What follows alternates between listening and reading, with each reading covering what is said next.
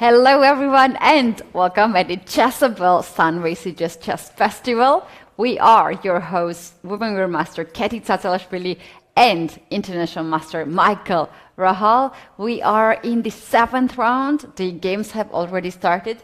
Michael, what we should expect today in this round? The games have started and things are already in full swing in the hall, as you can see from behind us. We have 4 players with 5.5. We'll see the standings now. And then a big group of about 8 players with 5 points.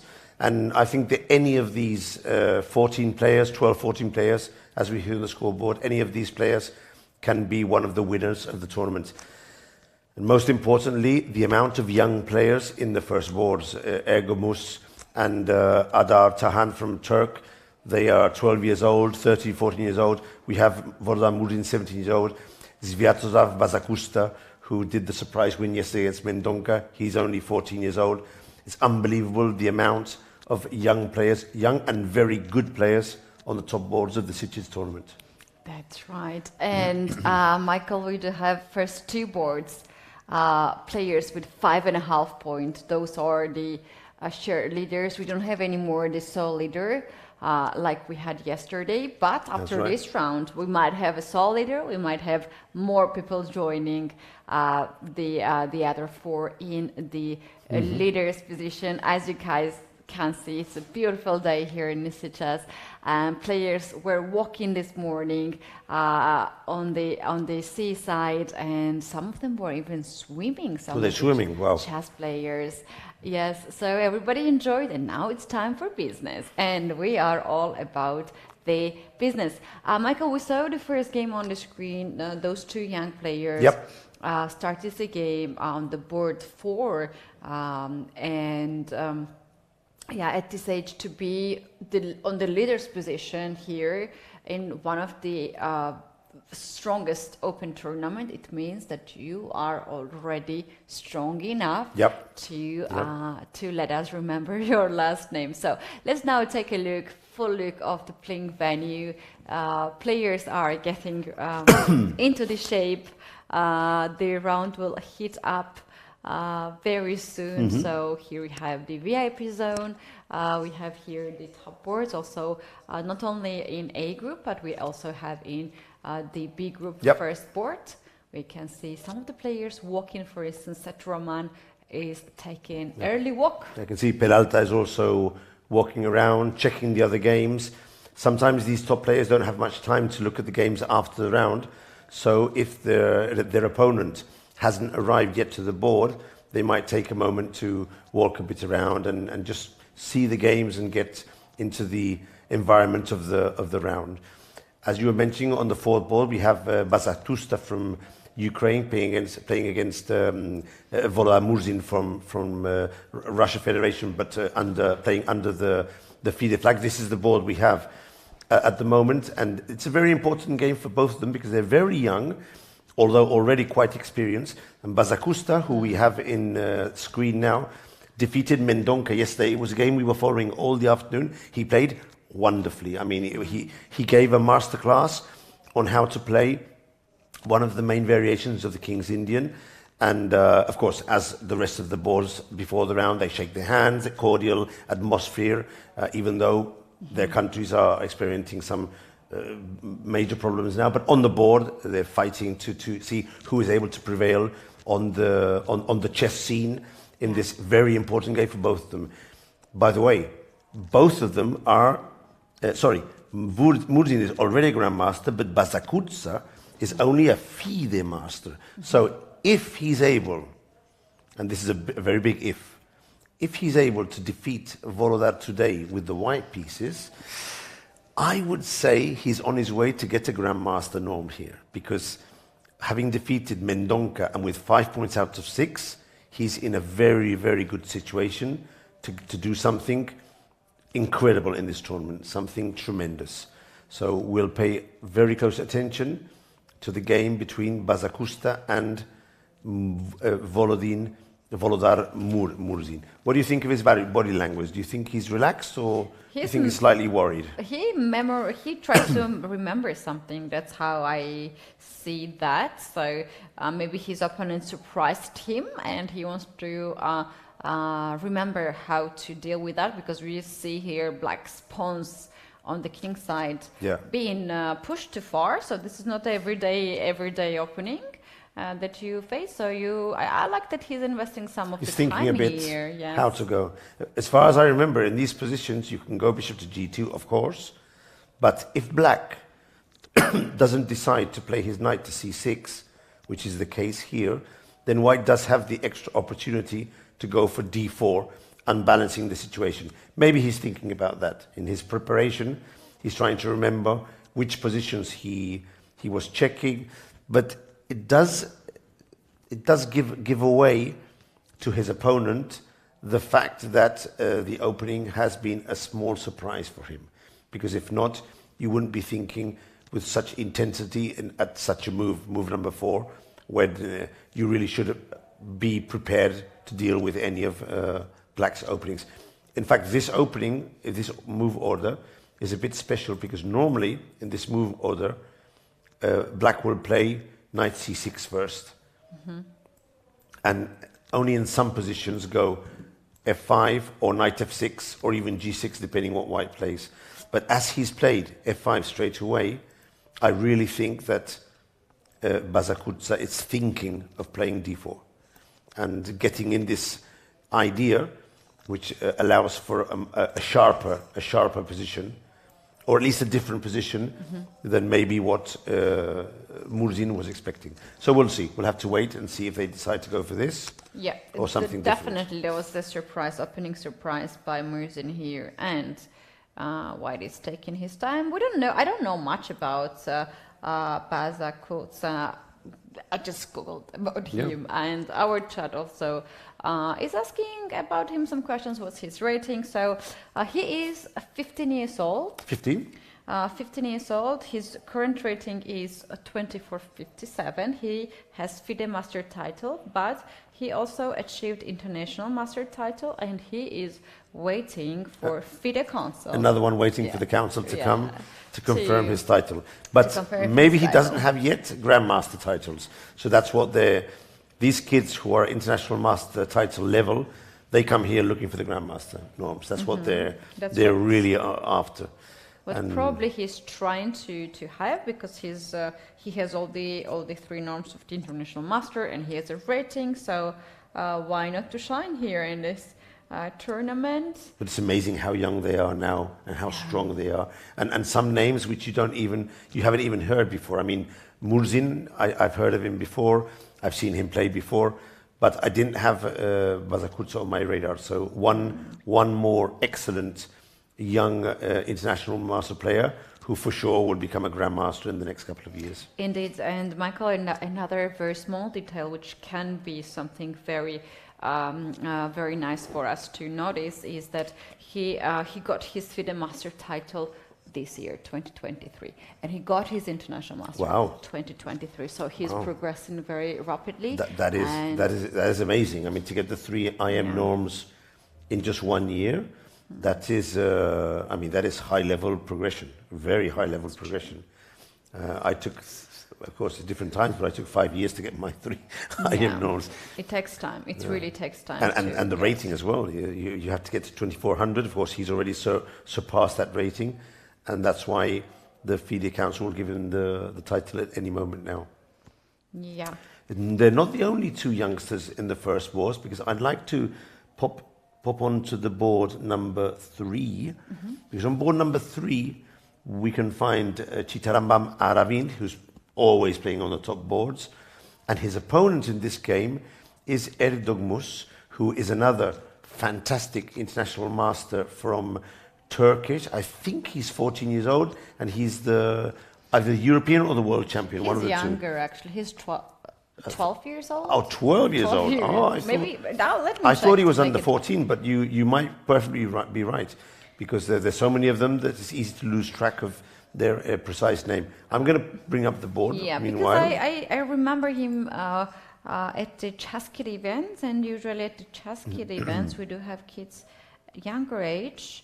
So let me check. How old is he? Another kid trying to get his grandmaster norms, and even maybe not go for the record.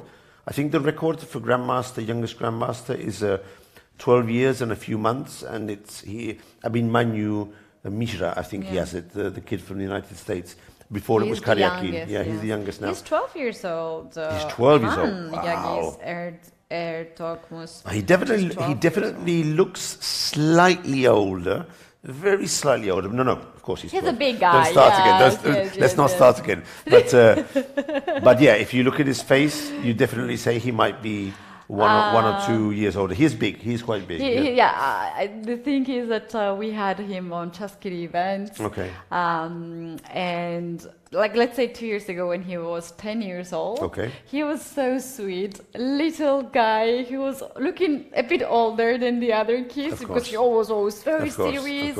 And he had his glasses, and he was sitting, I think, in his father's cabinet office. Okay. So he was looking he was looking like a president, actually. He even goes for a walk. I mean, come on. No, he has his Chitambaram. very nothing I haven't faced before, he must be thinking. Yeah. I'll play my opening moves and go for a walk. So we'll be following closely the game of Ergod Mus today. Did I pronounce it rightly? Erdogmus. We'll be following his game very closely. And I just read right now the article that he is on the way to get his Gridmaster title. We're talking about Turkish international master, who is just 12 years old, Erdogmus Yagiz Khan. He's got his all the norms. He's got his norms? He needs his rating. Wow, that's also... Well, that is impressive, because that means he might be in contention for the youngest ever. Yeah. That's tremendous. The thing is, if he's under 12, I didn't see him in the in the European under-12 in Mamaya, and I don't seem to remember seeing him in the under-12 in Sharm el-Sheikh. Was he at Montesilvano in the under-14s, maybe? No, I don't remember. Or maybe they just skipped it, because, of course, with such a high rating and trying to get... He might not want to play that tournament. Yeah, it's understandable, because if he's trying to get to 2,500, he can't go to a tournament where the number 2 player has 300 points less than him. So he's on to higher things. He's already going for higher priorities. Yeah, and he has already won the European Championship under 8. He's already done he's paid his dues already in the Europeans and the Worlds.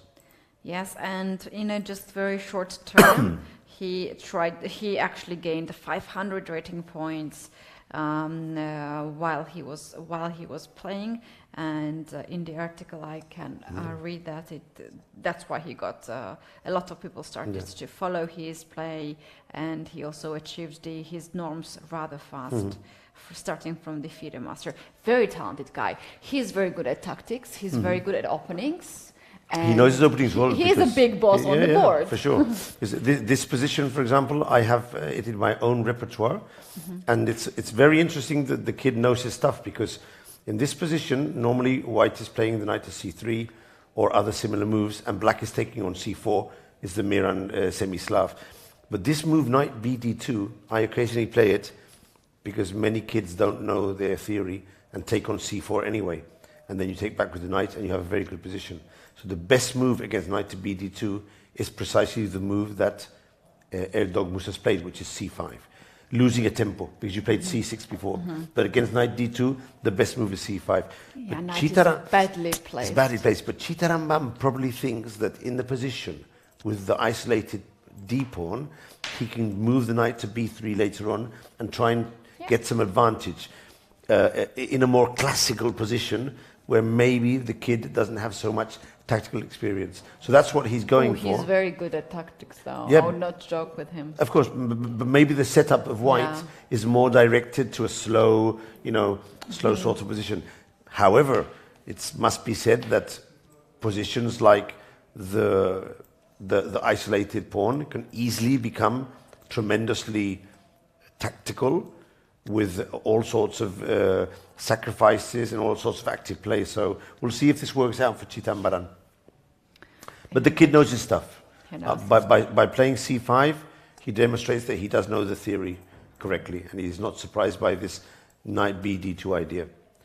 Okay, what else do we have in the first boards? I think it's good to take a look one of these boards that we have the sole leaders. So yesterday, Horvat Dominic was a sole leader, but he decided to make the draw. He did a quick draw with Chitambaran, with Aravind. Well, not such a quick draw, but it was a forced tactical draw, if I remember rightly. That's right. So there are 4 players with 5.5, and now we're going to the first board, and we can see already on the left of our screen, we can see the USA player Brandon Jacobson, 2 brothers. His other brother Aaron is also here with 4 points. And he's playing on first board with the white pieces, and Seturaman is his opponent with the black pieces. Both of them are 5.5. And Ketty, I would say that this game, based on the style of the players and the position in the tournament, I think they both will want to try and win this game. To try and get ahead, because there's so many players just behind them that they really want to try and pull forward and see if they can get to the latter rounds with more points. Especially Jacobson, who's playing with white again. So let's see how this game went. Let's briefly check at the opening. It was a Queen's Gambit Slav variation. Again, this e3, e6. It's very trendy nowadays, this way of playing the Slav, which is now a semi-Slav. Bishop d6, castle, castle, and b3. This variation with b3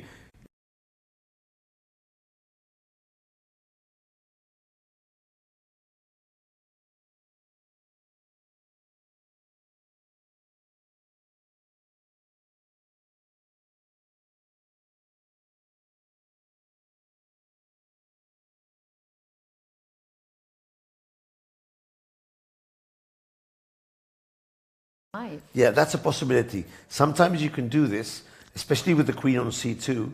You stick in knight to b5, Yeah. and you force the bishop back. Of course, here, if he goes to b8, bishop a3 could be dangerous.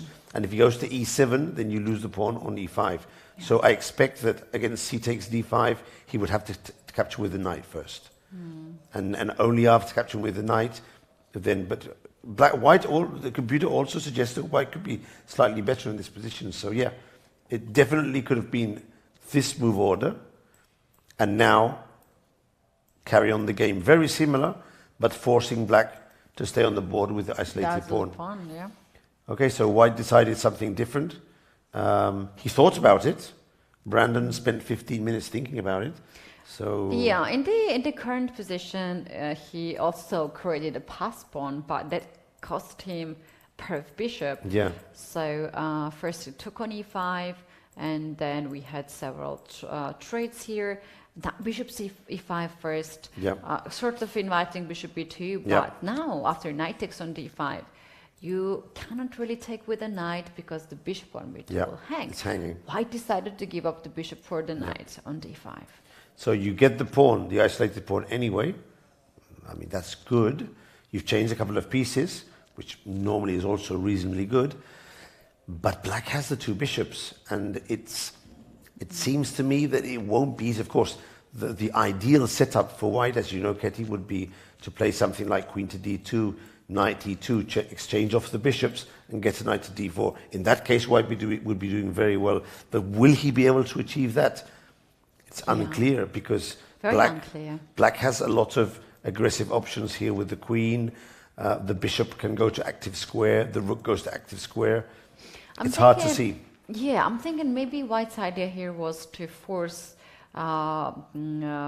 some of the decisions now. For instance, to play knight to a4, offer the bishop trade. If you trade a bishop, then we have the end game. White has a knight. White has a knight, which will then later on go to d4. Eventually get to d4, yeah. Squared, or f4 to attack the pawn. It might take a while, though, but I think the idea to go to f4, I like that idea. Yeah.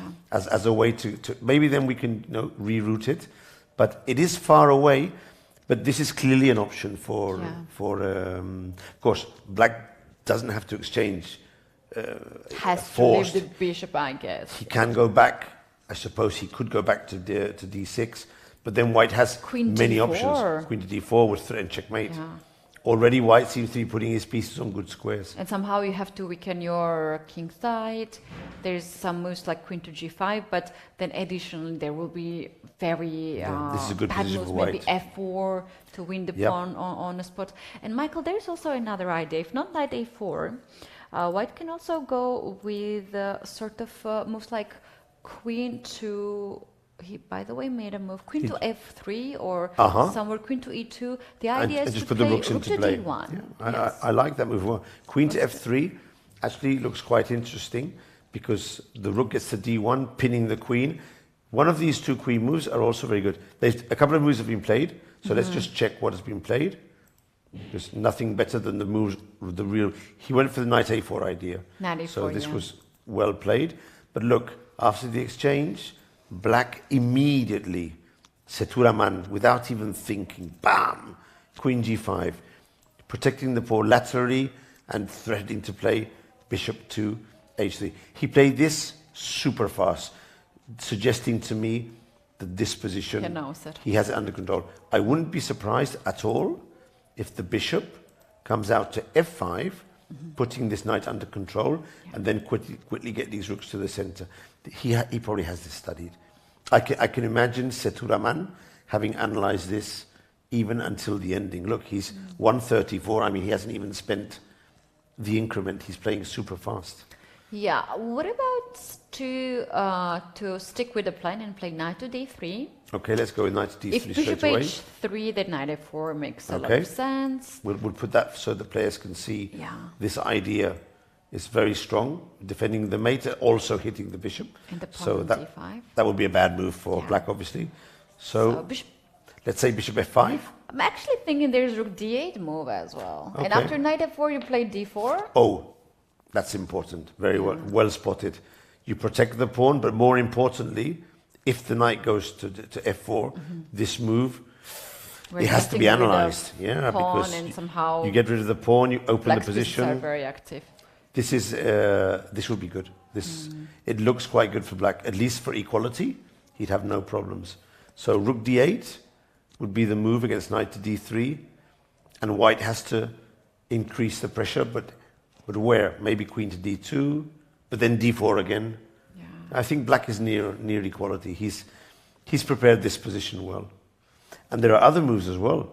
I mean, in a position like this, if you're active, you can even put the bishop on e6 if you get very quickly the rooks to the center, because the knight still has to find a way to block on d4.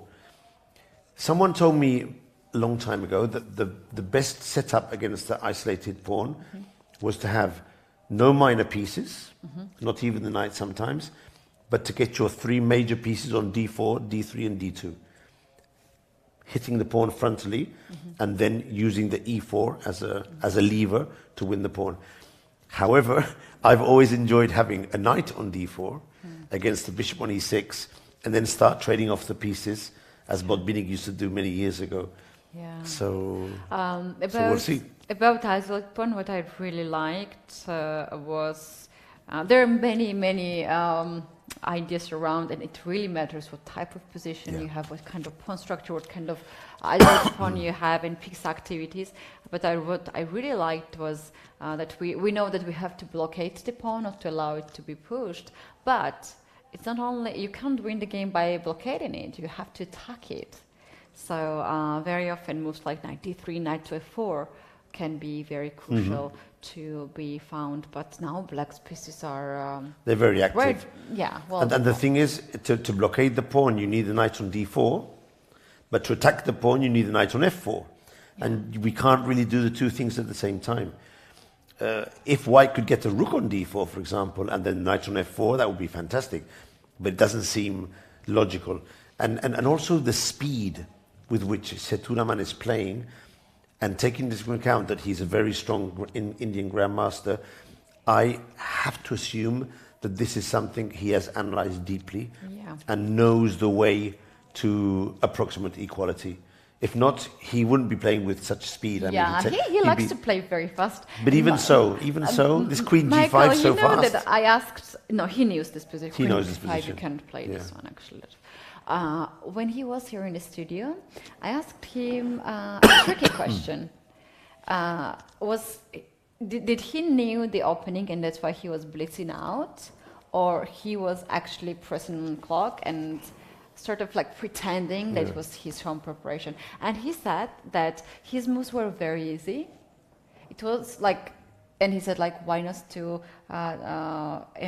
show the opponent that he's in my preparation. So he likes to play also on psychologically on the players, not on the chessboard, and not only that he has very good preparation and the variations, but he likes to press at these points, like playing all these moves very fast, not even double checking queen to g5, going right away, and perhaps he has very good memory to remembering all these lines. Yeah, and it's a bit distressing to be on the other side of a player who's playing so fast and so accurately. Although you're playing well as well because you're in his preparation and he's playing fast, even so, you're looking at the clock, losing time, and the other player is very confident. But you know, Ketty, there is one risk to do this, and players should know the risk, and I've seen it so many times. If you play so fast, you don't get into the game. Look at Sethuraman. He's not even sitting down because he's in his preparation. But at some point in the game, he will need to think. And already Kasparov said this many years ago. He said, it's good to think, even if it's just 30 seconds each move, to start getting into the game, so that when it is really your turn to start thinking, because you're out of preparation, your mind has sort of been activated. Yes. So there are two ways to go. You can play super fast and put pressure on your opponent, and lots of excel confidence, or you can play slightly slower, even though you know the moves, and try and get your brain activated. can go both ways. It can go both ways. Yeah, I always need some more time to I like to go a bit understand slowly, because- yes. but then sometimes I need the time in the end. Yes. But if I go too fast, I risk making a mistake and losing a tactic. Yeah, I was only playing fast when I knew I had very bad losing position. That's different. And pretending that I'm. Then you're bluffing. No. Then you're just bluffing. Oh, then. yes. And very often my coach would not understand what was going on. And I remember when I was a kid, he had a conversation with my mom that I open the door, I want to go in the playing venue, I see her smiling, being happy on the board, very confident. I'm arriving at the board and she's lost. It's not like she has a bad position, she's like so lost. So I'm getting very confident and look at this sunset. It's not set yet, but we have a beautiful view as always. We have As this always. beautiful view. Viewers will have to excuse me today. My voice is slightly under the radar. I'm coughing just a little bit. This lovely sun, but in the evening it's cold. It makes for a lot of small throat infections. So today I'm a bit under the radar. If you hear me coughing just a bit, It's not Kathy, I'm it's him. sorry, but we'll be good. We'll be good. I hope to be better tomorrow. If not, Ketty, you'll have to go solo again. Which No. will be okay. You'll be fine. So I put the other board because this is the second game where Horvath, our sole leader, is playing against Inian. Now, of course, Ketty, Inian is an interesting player because he has 5.5 out of 6, but he's rested 2 full days because he beat Lenier by forfeit. He was the player who didn't have to play against Lenier Dominguez yesterday. So he had the Sunday free day and the Monday, which was yesterday's round, free day. Of course, he didn't know his opponent, but he's more than rested, and also he has had a free extra point by means of the forfeit of Lenier. We'll see how he comes and if he's able to take advantage of these extra strengths that he has for not having played. The position is interesting because this knight to h2, I'm sensing that it's come as a sort of shock for Inian. But let me check. I think this is the Sicilian with h3, the Najdorf variation. Yep, and against h3, many players. I played this against, what's this, Aryshchenko, he's a Grandmaster of Ukraine, in Zurich in 2007. And I was just told before the game, so I normally play the English attack.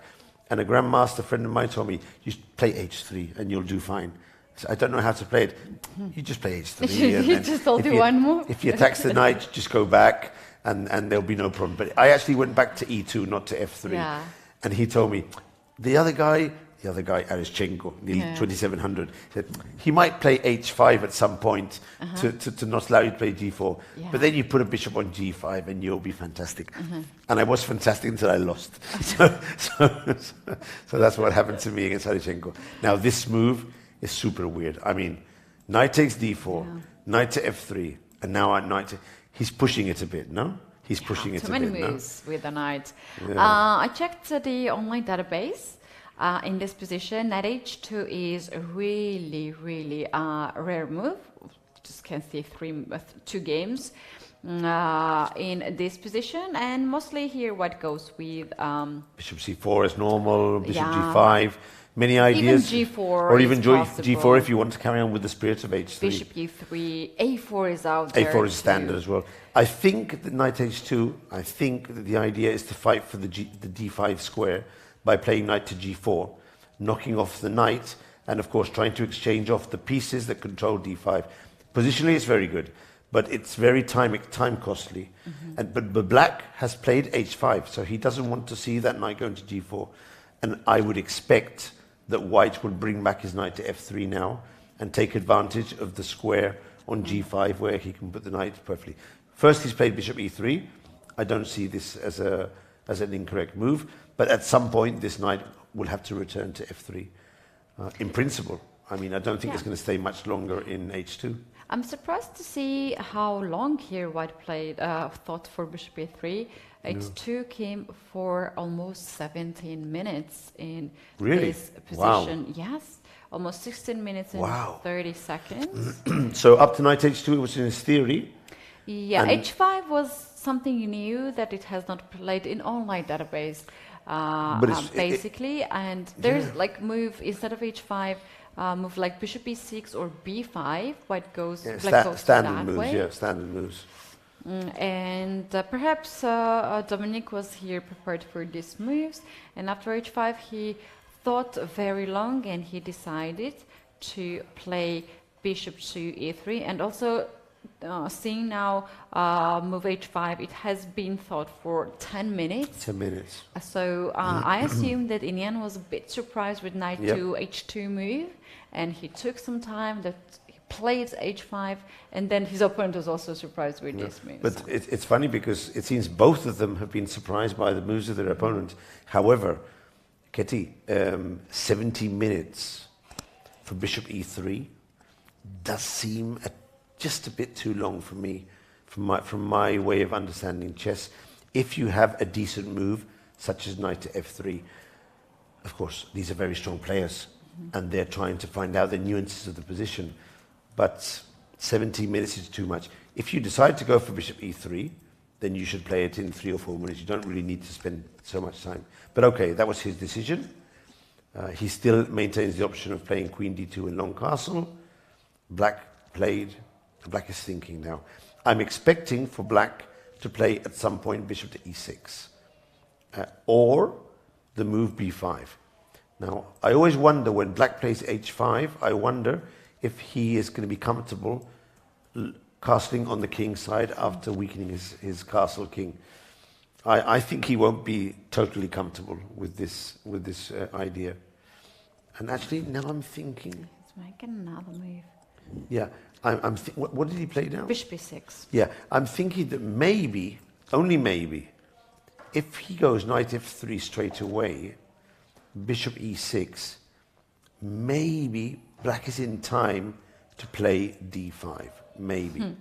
And that's why he probably thought, if I go first bishop to e3, bishop to e6, I'm wondering, I'm only speculating here, I'm wondering if he can go queen to d2 and somehow make d5 not so strong. The computer doesn't seem to agree with me, but this is what I'm thinking as a human player, no?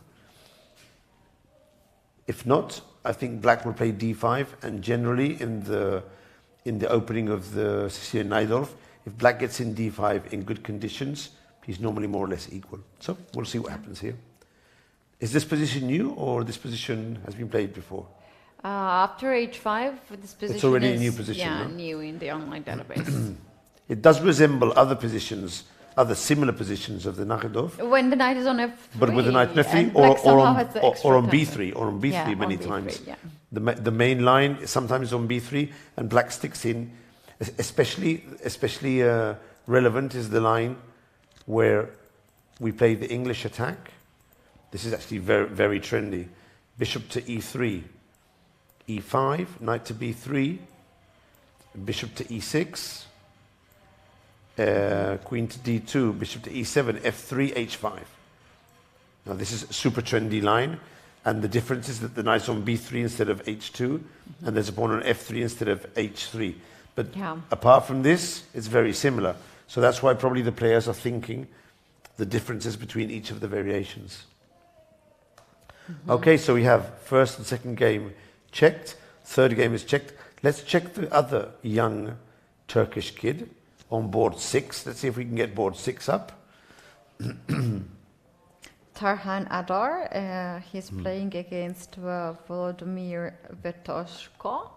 So, and another young kid. Tarhan, the one who played against Alisenko with a3 Yes. first move. That was Yes. crazy. He played a3, then he played some weird moves, and then launched a decisive attack, and the game went very well.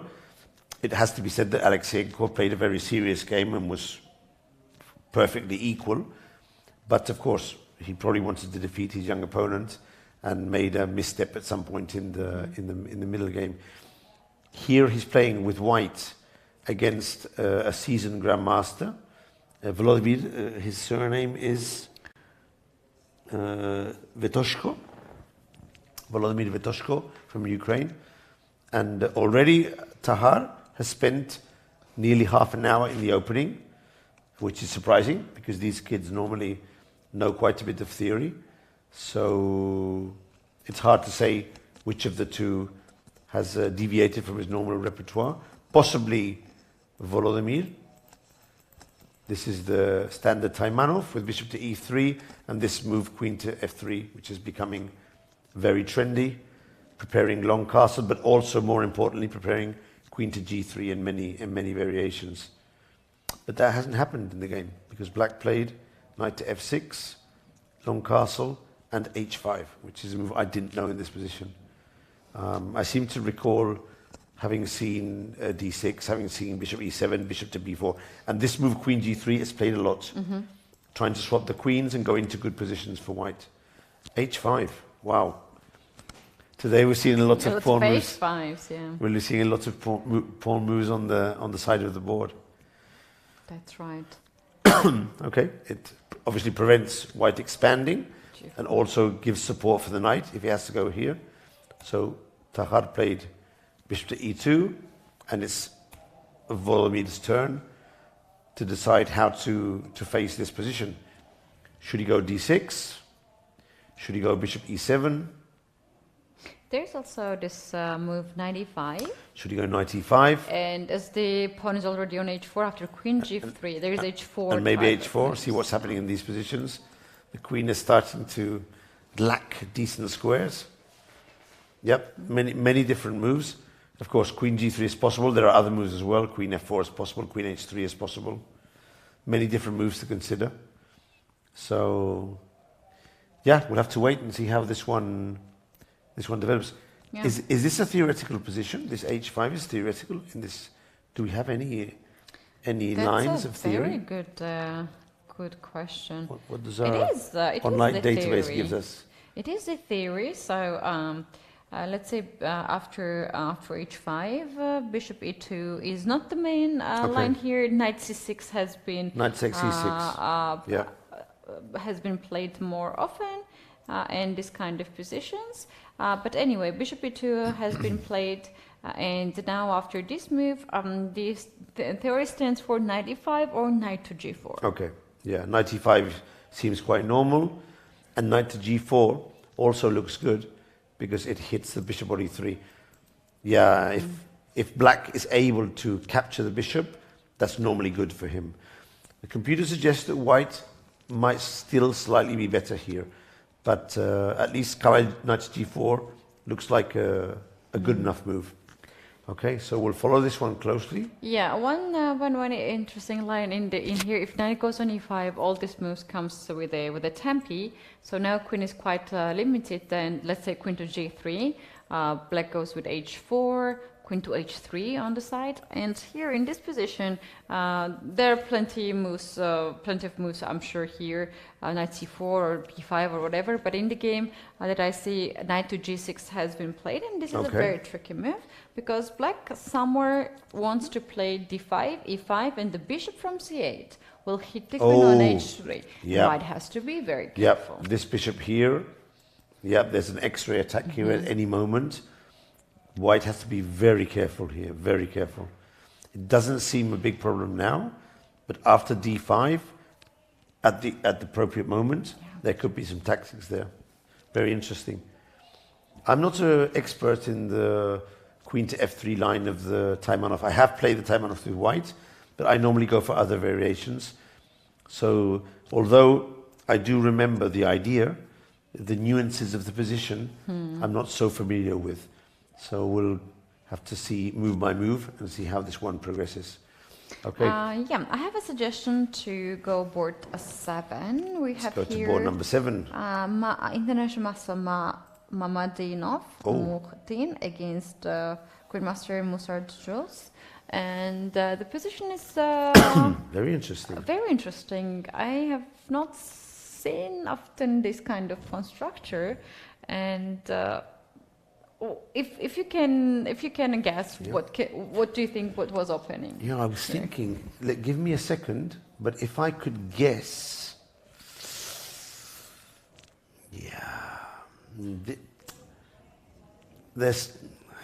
It's a tricky one because.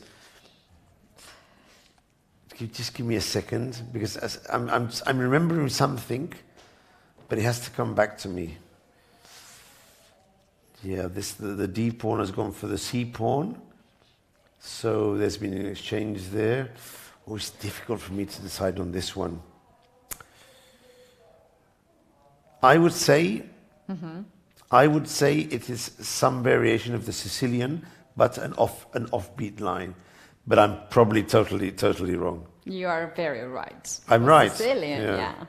And today we have a lot of Sicilians, in fact. But not a main line. It doesn't look like a main line. It looks like an offbeat line. So weird, Sicilian. You would, I don't know. I would never actually imagine this could come from the Sicilian. But the D pawn has gone for the C pawn, and that's something that happens in the open Sicilian. But the rest of the pieces are weirdly placed. Yeah. But there is one variation in the two knights variation where A3, B4 is played and the bishop is on D3, and I'm supposing it comes from there. But and a bishop is being exchanged for the knight on F6. But we can see this very quickly. And I wasn't sure. I thought I could be completely wrong. Which line has it come from? The Najdorf with A3. I mean, if you play Najdorf and a guy goes A3, then it's really difficult to learn. Okay. So. Of course, by association, now I'm starting to understand. So, in other variations, against E5, Knight F5, D5 is super good. It's super good.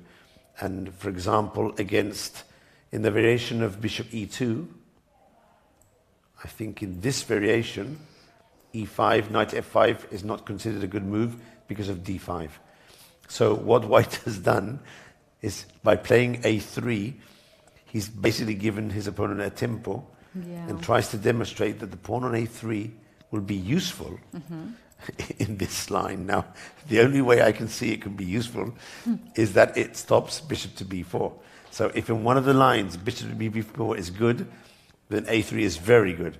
But it's hard to see. What did he play here? Bishop to G5, okay. D4. Now, this is interesting because if pawn takes pawn, we exchange queens. And now I'm wondering if we can do long castle here. I like it. Long castle, give a check. Or maybe even knight takes e4. I'm not sure, I have to calculate, but long castle seems good.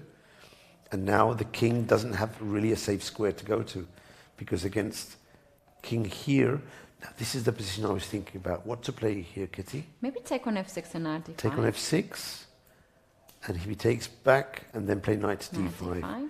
We still a pawn down, and this knight is shaky, but then again, the king position is also very shaky here. So, yeah, here in this position, it really matters where the king goes. For instance, if king c6, then we can try to get this pawn back, like knight e7, trade the pair of bishop, then get back knight d5, and knight f6. And then knight f6 and get the pawn back, yeah. This looks good. Most of these variations look good for white. So now in these variations, you can see how avoiding bishop b4 is an interesting idea. Okay, so Jules played d4, which keeps the position closed, take, and now if he takes with the queen, of course, knight to d5 is very good, so he took with the pawn, and now knight b1. Of course, he can't go to d5 now, because if bishop takes f5, and the queen would capture the knight afterwards. So knight b1 is unfortunate, but an only move.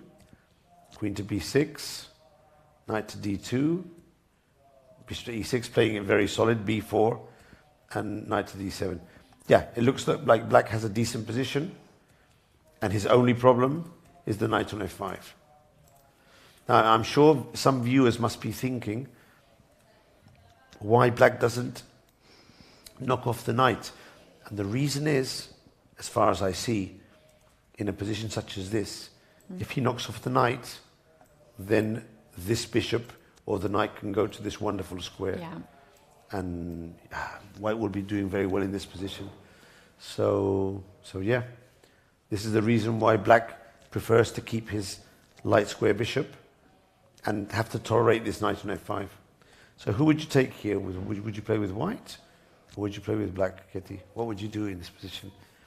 Would you take the white pieces or the black pieces? Oh, yeah, I think I will go here with the white because the king side attack here is shut down. I don't see any serious threats on the king side to white's king. And on the other side of the board, maybe there will be some kind of open up of the queen side, maybe somewhere to push c3, rook c1, at some c3, point do something like this, knight b3, knight a5, stuff like that. So for black, I see only rook to g8, rook to g5 ideas to start to annoy the queen on that side, but somehow it's not much, is it? Not that much. You're giving up the pawn on h7 in that position. Maybe I'll take, maybe I will not take, but even without that pawn, you're not really creating too much with one rook g8, rook g5. I agree. Although the computer says it's equal, I'd take white here as well. Because also I think my ideas with white are slightly more easier to play than if I was playing with black. With black, I wouldn't be very sure how to develop this bishop. The bishop on d6 is basically the only square it can go. And as you say, you can do some things on the g file, but it's not totally clear. However, it has to be said that the computer said the position is equal. Position, yeah, the computer. According to the computer, it's equal. But in practical terms, if I had to decide which color to play, I'd probably prefer slightly better white. Yeah, I think that's exactly what I would choose. Rook to c1 has been played. Rook A or rook F? A. And now the engine suggested the rook to g8 or knight to b6, and I see that somehow engine prefers here black side. Well, there is one idea which I hadn't spotted before. If we play the knight to b6, the knight in some positions might be able to jump to a4 and then go to the square c3. And I'm thinking that if the black knight got to c3, then white doesn't have many squares for the rest of the pieces. So in that position, I might slightly now prefer the black pieces, which makes me think that maybe rook a to c1 was a slight imprecision, but I'm not sure. I don't know the position well enough. But allowing the black knight to go to c3 seems a bit dangerous. Yeah, here rook to c1 is actually the first line of the computer. Because after knight b6, we can check it out. It's interesting. Okay. After rook c1, knight b6, there's this move queen to h4. Okay. Hitting the pawn on f6. That's good. Using the fact that knight has left the d7 square. And who wants to give up the pawn on f6, right? You don't want to. You have to play bishop to e7. Let's see what happens after bishop to e7. In that position, for instance, takes and f4, this is already, according to the engine, very pleasant position for white. Pawn to f4. Takes, first take on e7. Oh, first take on e7. Queen takes e7 and Queen f4. E7, and now f4. You're threatening f takes e5. Yeah. There's a huge pin. Pawns are on the f file hanging, so somehow white is very comfortable. Now I understand why the computer was suggesting, instead of knight to b6, first to play rook to g8. This way, we still keep this idea in hand, but now we have the option of playing rook to g6 in some positions, or even rook to g5. So when you start analyzing the different moves, then you understand some of the computer suggestions, which you don't get at first, but then you understand why they proposed. Of course, we can see Jules. He's the player in the screen now, and of course he's trying to understand by himself these things, which we have our silicon friend, our third analyst, who gives us suggestions. Did he touch the piece there? Really? He touched the piece. Really? Yeah. But I think he was adjusting it, but he went to touch the piece, and I think he adjusted it. Okay. I think he adjusted one of the pieces, the bishop maybe. Okay. Jules, we saw you, Jules. We are watching you. We saw you, Jules. Big brother is watching you. Big brother is watching. The line can escalate very fast in this position. One? Let's check it out. After rook g8. No, knight b6 is the move. Then things can go crazy. Queen h4. We said this before.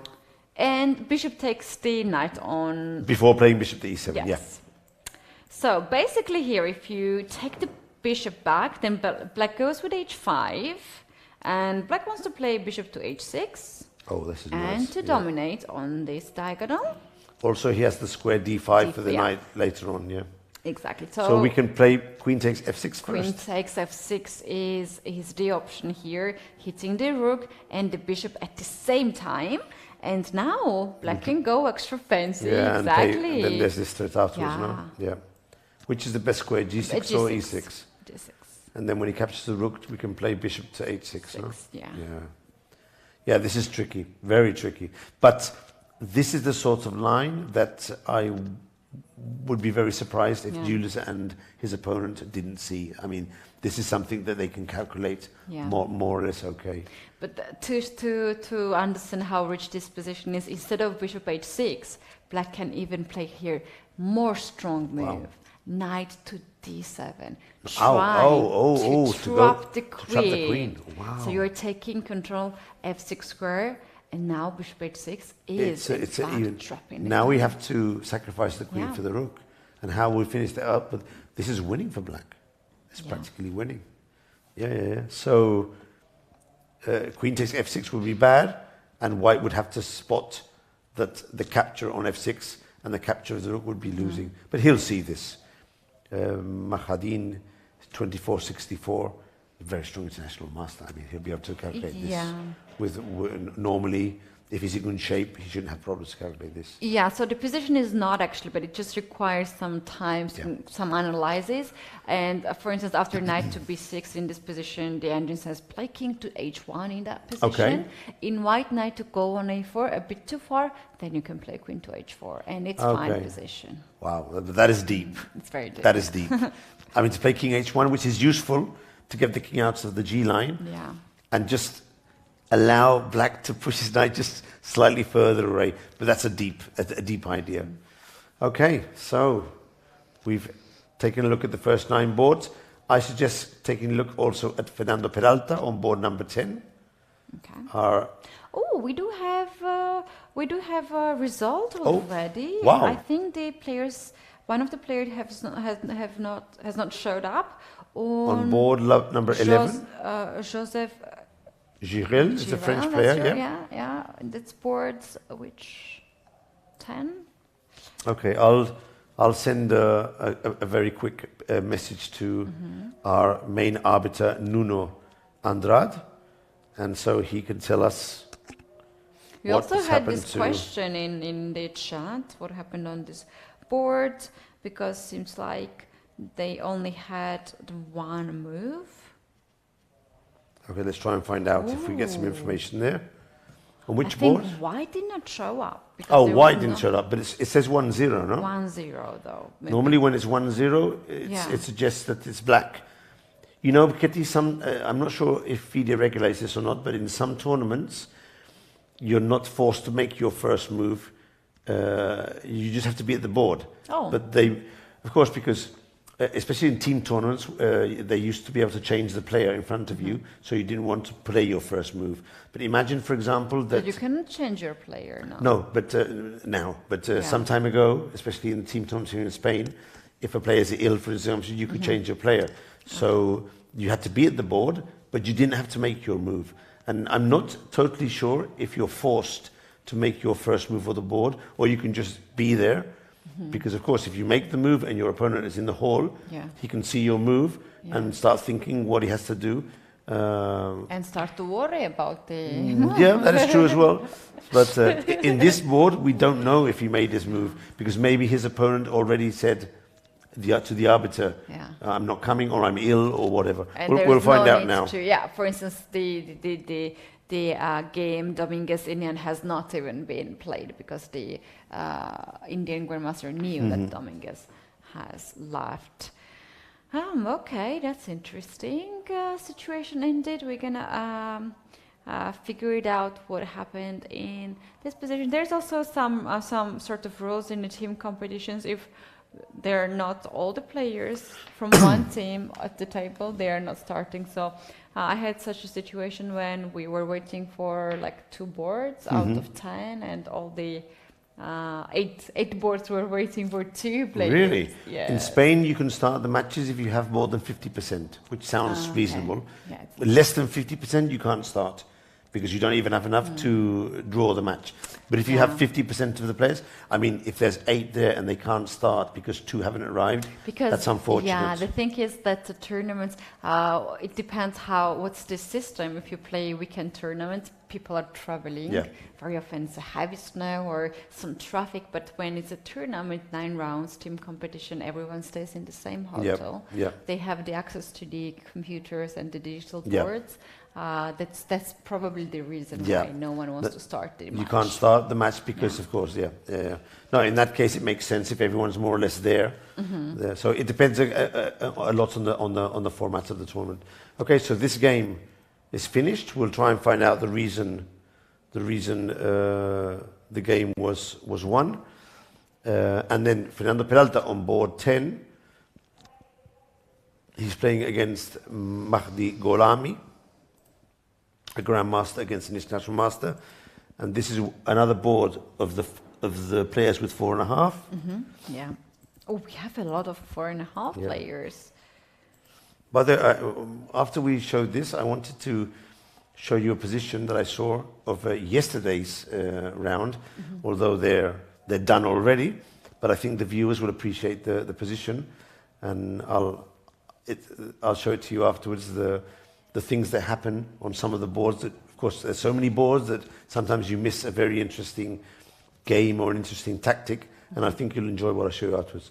So Peralta's gone for the Nimzo Indian. He's an expert on the white side of these variations. He's played them a lot, and he enjoys a lot going for the plan of f3, knight to g3, and trying to get in e4.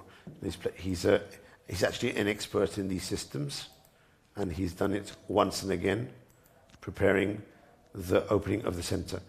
But black, Mahdi Golami, has responded very well. As soon as Peralta played f3 to go for e4, weakening slightly his pawn structure, black breaks on the side and also opens up a diagonal for his pieces. For example, pawn takes pawn, bishop takes pawn, and now the weakness on e3 can be attacked. Peralta went back with the queen, and they're actually fighting in this position now. Queen c1 was to protect the e-pawn, to play bishop to e1, and now I'm not sure if he will play bishop to f2 or maybe bishop to g3. What do you think he's going to do here? It's difficult to say. Does he want to play bishop f2 or does he want to play bishop to g3? What would you do here, Ketty? Would you play the bishop to g3 or to f2? If I play bishop to g3, then somehow my pawn push would be a bit weaker. Yeah, that is true. I kind of feel like I need pieces on the board. So we have to protect the pawn on h2. Are we going to do h3?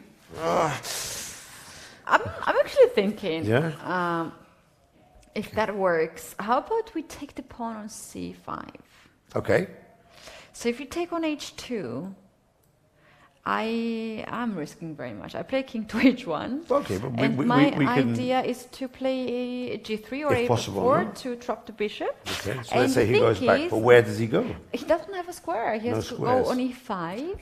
And if you go on e5, I can actually still consider some moves like f4 to get the dark square. You could play f4, and I think it would be good for you. Or I will play b4 to give up the h pawn. Yeah. And to keep the central pawn, Yeah. which sounds a little bit too crazy. No, but I think it's working for you. So, in fact, it might be good. Black may have to play bishop takes c5 instead of bishop takes h2. And then I think you would play bishop to f2, no? Now this would be played like this. Or knight to d4, which is also possible. So, Fernando has several moves now. This is possible, and also bishop to f2 is possible. Again, this isolated pawn on d5, this small weakness for black, but white also has some weaknesses in his own pawn structure. A balanced position. Very balanced position. However, let's say if after bishop f2, Let's go In with this one here. position, white might threaten a little bit more here in here. For instance, something like knight to a4, Knight to a4. using the pin, trying to trade some of the pieces. Maybe not too much, but like more pleasant to play here Yes, with white. I agree. Because of the options. If I had to choose, I would say I'd slightly prefer also white's position here. So Fernando has a choice. He has to decide between playing pawn takes pawn, or this bishop g3 idea, or maybe even h3. And I have seen Fernando in similar positions play g4 afterwards. It wouldn't be a surprise, total surprise for me if he played this. Okay, they're playing on the board, and we'll wait to see what they decide. So we have an answer from the arbiter. Yeah. Nuno said that Kramer isn't coming or hasn't come. It's not coming. Depends on the way you think. It's my doctor. Kramer doesn't come. So that means that Gilel has won by forfeit. Okay. All right. That's interesting, Michael. I suggest to check it out how the first board Brandon and Satroman are doing. They made 2 more moves. Let's check it out, and then we can head to our first break of the round. So we left it here after Queen G5, and Brandon played King to H1, moving away from the pin. And look, Seturaman played a slow move, a calm move. But I think that if white goes to D3, I have the feeling that he might play bishop to B5. That's what I'm thinking. May not be correct, but I'm thinking that might be the idea. And if he doesn't... How about I play Queen D4 first? Putting the queen in front of the... Somehow I think this bishop to D7 might be a little bit too passive. I was a bit worried about rook here and rook here, but maybe that's not such a big of a problem, because you get the rook to D1 very quickly. I'm on time. Well, if you're able to put the rook on D1 and force bishop to C6, then I think you have a slight edge in the position. Anyway, we have a move, because after bishop D7, Brandon played... let's wait. There. Let's check here. Oh, so this is the current position then. Yeah. This is the current position. And the computer does suggest, if I can see properly, it does suggest queen to Queen D4. to D4, yeah. Queen to D4 and rook A to D1 with a very, very, very narrow edge, just a little bit. Something to play around with, no? Okay, so... And Seturaman slowed down. He spent 22 minutes on his last move to play bishop D7. So King H1 surprised him. Not such a difficult move to see. I mean, it's a possibility to get away with bishop H3. And Seturaman thought 22 minutes. Wow. Probably something that surprised him was that the king, it's almost end game now. So many pieces have been traded far from the center. Yeah. Maybe he was surprised, a little bit surprised with that. Bishop D7 is just a developing move. Probably he didn't find any better square for this bishop. Yeah. Don't want it to go on E6 and just leaving the options open here. Rook C8 and rook E8. Keep the option. Yeah. But you know, sometimes you overthink the things. I thought that the rook D8 you were suggesting was a very natural move. Maybe he started thinking, if I play rook D8, then the other rook cannot go to D8. I'd like to put a rook on E8. You start thinking, and you end up convincing yourself that the best move is just to put the bishop out and bring the 2 rooks like this. And then you end up playing a slightly more passive move. I would have played rook D8. After considering the ideas with this D4 you were suggesting, I actually like putting the rook on D8. Yeah, rook D8 was very nice. Maybe Seturaman here thinks that to keep the chances for winning, he needs to keep the bishop on the board. Perhaps something like H5, H4, rook E8, rook E6 to start to do something on the king side. Look how deep he's trying to calculate this Seturaman right now on the screen. I'm the game is still on, even though there are few pieces on the board. Very often we feel that it's already equal position, but equal does not necessarily mean that There's the game a is lot to over do still. and it's a draw. A lot so to do you have still. to still do this stuff. All right, I think it's a good timing to take our first break, and by the time when we're back, I think we're going to have a lot of very interesting positions already, and it will spice up a little bit. So you guys don't go anywhere. This is Chessable Sunway Sitges Chess Festival. I'm Katie, this is Michael. And it's dark already outside. It's already dark. You get to Time the for our center. break. See you guys soon. Need to get warm drinks. I'm going to get something. Some tea or coffee. I'm going to get a coffee, but decaffeinated, so that I can sleep afterwards a bit better.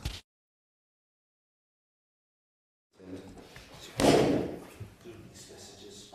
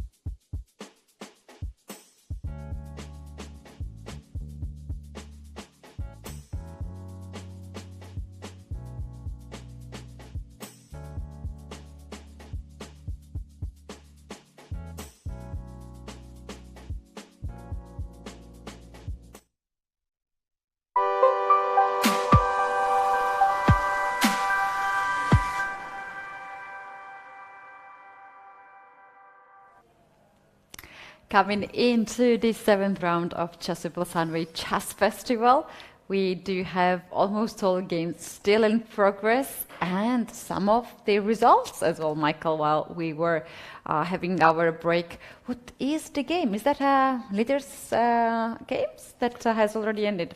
One of the games just finished, and it was surprising because normally after the first break, there's not many games that are finished. Maybe some draw, maybe some game by forfeit, but this is a real game that's finished in very few moves, and unfortunately it hasn't finished well for the white player who is a grandmaster. We're talking about board number 12, where we had a grandmaster Dmitry Koshko playing against, international master Dmitry Koshko playing with the black paces against grandmaster N.R. Vishen with the white pieces. One more grandmaster from India playing here.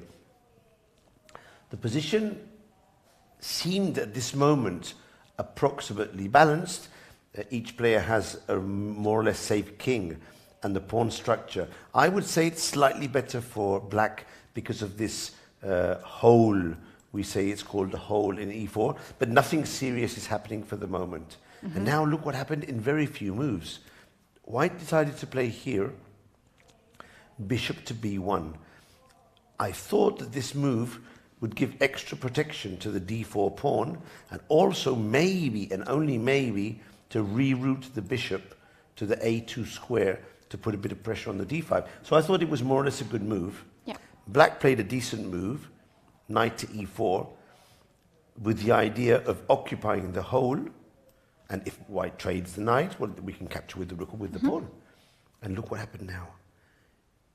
Probably there should have been a trade, but white decided to attack. Instead of taking care of the defense, he went on to the attack. Not a bad move. Black just decided to put his last piece in the center, and now white made the first mistake. He played knight to c3. Okay. Now, this looks like a normal move. Yeah. It doesn't seem dangerous at all. But the problem is, when black exchanges the knight, which is what he did, if you take with the pawn, then at some point you may be in danger of losing the pawn on a3. So white decided to recapture with the rook. Oh, wow. And now there is a tactic, a very unfortunate tactic. This is to do, as you well know, Kati, we all learned this when we were young. We always have to be careful with our back rank because we can get checkmated. Black went knight takes d4 here, attacking the queen. And the funny thing is that white doesn't have a good move and he has to resign, which is super unfortunate. I mean, you've only lost the pawn and you have to resign. But what can he do? The queen is under attack. Yeah. If he captures the knight, goodbye to the game. It's checkmate in one move. So he has to move the queen. But where can he move to? There's no decent square for the queen. There's no f6 move intermediate check to find then a square for the queen? Not enough to find an interesting square. Maybe he could go to d3, which is probably where I would move if I didn't want to resign. But then I think black has a very strong move with the knight on e2. And you're losing at least the exchange. Now, my question for you is, Kitty, should a player so strong as a grandmaster resign in this position, or do you think he should continue a bit more? What do you think? Is it too early to resign against a strong international master? Well, it really depends on how you're dealing with the situation. Sometimes you are so shocked with this that you can't resign right away. You need to digest that. That's the type of person I am. I need some time to understand. To digest the Yes. mistake, no? And then there are people who blunders, they can't handle it. Like they can't stand this anymore and they are just taking their time. I think this is more practical because very often I'm ending up to have I'm fighting until the end and the position is just so bad for me. And in the end of the day, I just played a longer day instead of rest. You end up playing a longer day. And I think this is more practical approach. You just blundered, you have to face it and just stop the clock, walk away, get ready for the next round. Get ready for the next game. It's definitely at the level we're playing at here, Ketty, this is a huge mistake. It is, yeah. It's a big blunder. The player with the white pieces still had half an hour. I mean, he was not in a time trouble where anything can happen. And for the level we're at here, of course, probably with hindsight, he would have changed his move and maybe opted for queen takes c3, which I think the game still goes on, and it shouldn't be a big deal. I mean, the computer suggests black might be very slightly better, but if you look at the position, it doesn't strike you that black should be winning on the spot. So it's very difficult to know what went through his mind when he played rook takes c3. My guess is that directly he hadn't seen the idea of the mate on the last rank. And then when you take the knight and you drop the rook, even before you click on the clock, you know you've messed it up. You know you've messed it up. Yeah. It's funny because in the championships of the European Championship under 12, one of my students had a situation similar to this one. His opponent could capture one of his knights with two pieces, the rook or the queen. Now, according to my student, of course I tend to believe him, he took his rook and captured the knight. But when he captured the knight, he realized it wasn't a good move, or at least he thought it wasn't a good move. And he brought back the rook and changed the capture and went to do it with the queen. Of course, my student said this is an illegal move because you touched your rook. But there was no way to determine what he'd done. The other kid insisted that he played with the rook. And you know, the computers, they look at the moves, they saw that the capture had been done, but they couldn't establish which piece had done the capture.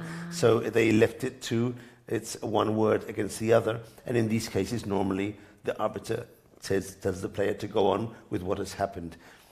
Fortunately for my student, he won the game. Because if he had lost the game, wow, I just can't believe how annoyed he would be. Oh yeah, I had situation when I was a kid. You've had this. Kids, yeah, I think every chess player had Everyone this. goes through it once. These days we have a lot of cameras. We saw, for instance, Jules, for instance, touching the piece. We didn't heard what he said during the game. He was probably just adjusting it, so it's no big deal. So, but many years ago when I was playing youth categories, I had such a situation, and it was very painful for me. Even up to this day, it's quite painful. A lot of people saw it actually, but no one has admitted, because one win means that you are taking the medal, and it seems like others were not happy with that, so they were losing the chances to fight for medal. And also my opponent, it was so difficult for me emotionally that with even extra exchange or extra pawn, I lost the game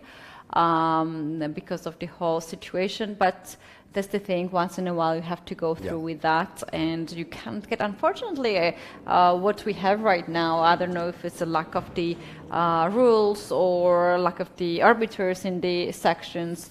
There is no help for that. You can't really prove anything. It's tricky, and the thing is that something like that happens to you when you're a kid, and it may be important for your whole career. I mean, you might think, I don't want to play this anymore because these things happen to me, no? It has to be said for those of you who are viewers, who are looking at the games, but maybe don't have a complete understanding of the rules. There is the touch move rule, and of course, if you touch a piece, and you're going to capture it, and you touch one of your own pieces to capture it, you have to go. You can't change and then decide to do it with another piece. It's a rule that may be confusing, but this is a rule that has to happen. It can change a lot, actually. It can change a lot. And also somehow, like in that case, you feel like the people, like at least 2 or 3 people saw my situation, and they maybe don't want, as a little kid, to be around these girls anymore. It's heartbreaking. But hey, I'm sitting here now, and they're probably watching. Ketty Greetings. Came back from that. Okay. So before we go to the other games, let me just very briefly show you something I saw. Oh yeah, you tonight. said yesterday. But it was yesterday's round. But it's so cool that I thought it would be nice for everyone to see it, and maybe learn or improve or just be entertained by the line. So it was a game between Christian Sasikiran, Grandmaster from India, and Kostya Kavutsky, who came as one of the streamers but hasn't been streaming. Of course, now we can see that Kostya has won the game, a big surprise because he was an underdog in the game. But the thing is, a few moves before, he was in quite a bit of trouble and he was on the verge of losing the game, more or less around here. I'm going to go a bit forward. For many moves, he was struggling, and he was in a position with an extra exchange, but his opponent was grabbing all the pawns. And at some point, they arrived at the following position. It's going to be quite funny. Oh. Yeah, they arrived at this position here.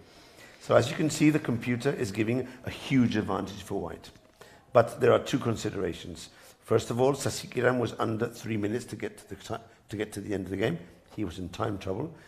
And secondly, Ketty, with those 2 pawns on the 5th rank, you always have to be a bit careful. So the computer suggests that the winning move is to bring the king nearer to the pawns, which is very reasonable. And for example, it suggests this line here, and after king to e4, the pawn can be controlled with the rook, and you're just in time to stop the pawn queening, and this game is a win. Yeah. This is what the computer suggests, and probably Kriznan saw this variation. I'm assuming he saw this variation. But in the spur of the moment, he decided to play another variation, which he probably thought was also winning. And that's the problem in chess, Kitty. You see 2 variations, both of them look good, and you say, well, I'm going to go for this one. So what did he do? He played c4. Instead of bringing the king forward, he advanced the pawn. And the reason why he advanced the pawn is that after b5, he had calculated rook to g3. Okay. And now you lose this pawn here, or you lose this pawn here with check. Okay. And if e2, you get king to d2. So everything looks good. Very good, yeah. And look what happened. Kostia found bishop to g4. And now, unbelievably, black wins the game because you can't capture the pawn on f3. And if you do, what happened? Capture the rook. Now, one of the 2 pawns gets the queen. There's no way of stopping the pawns.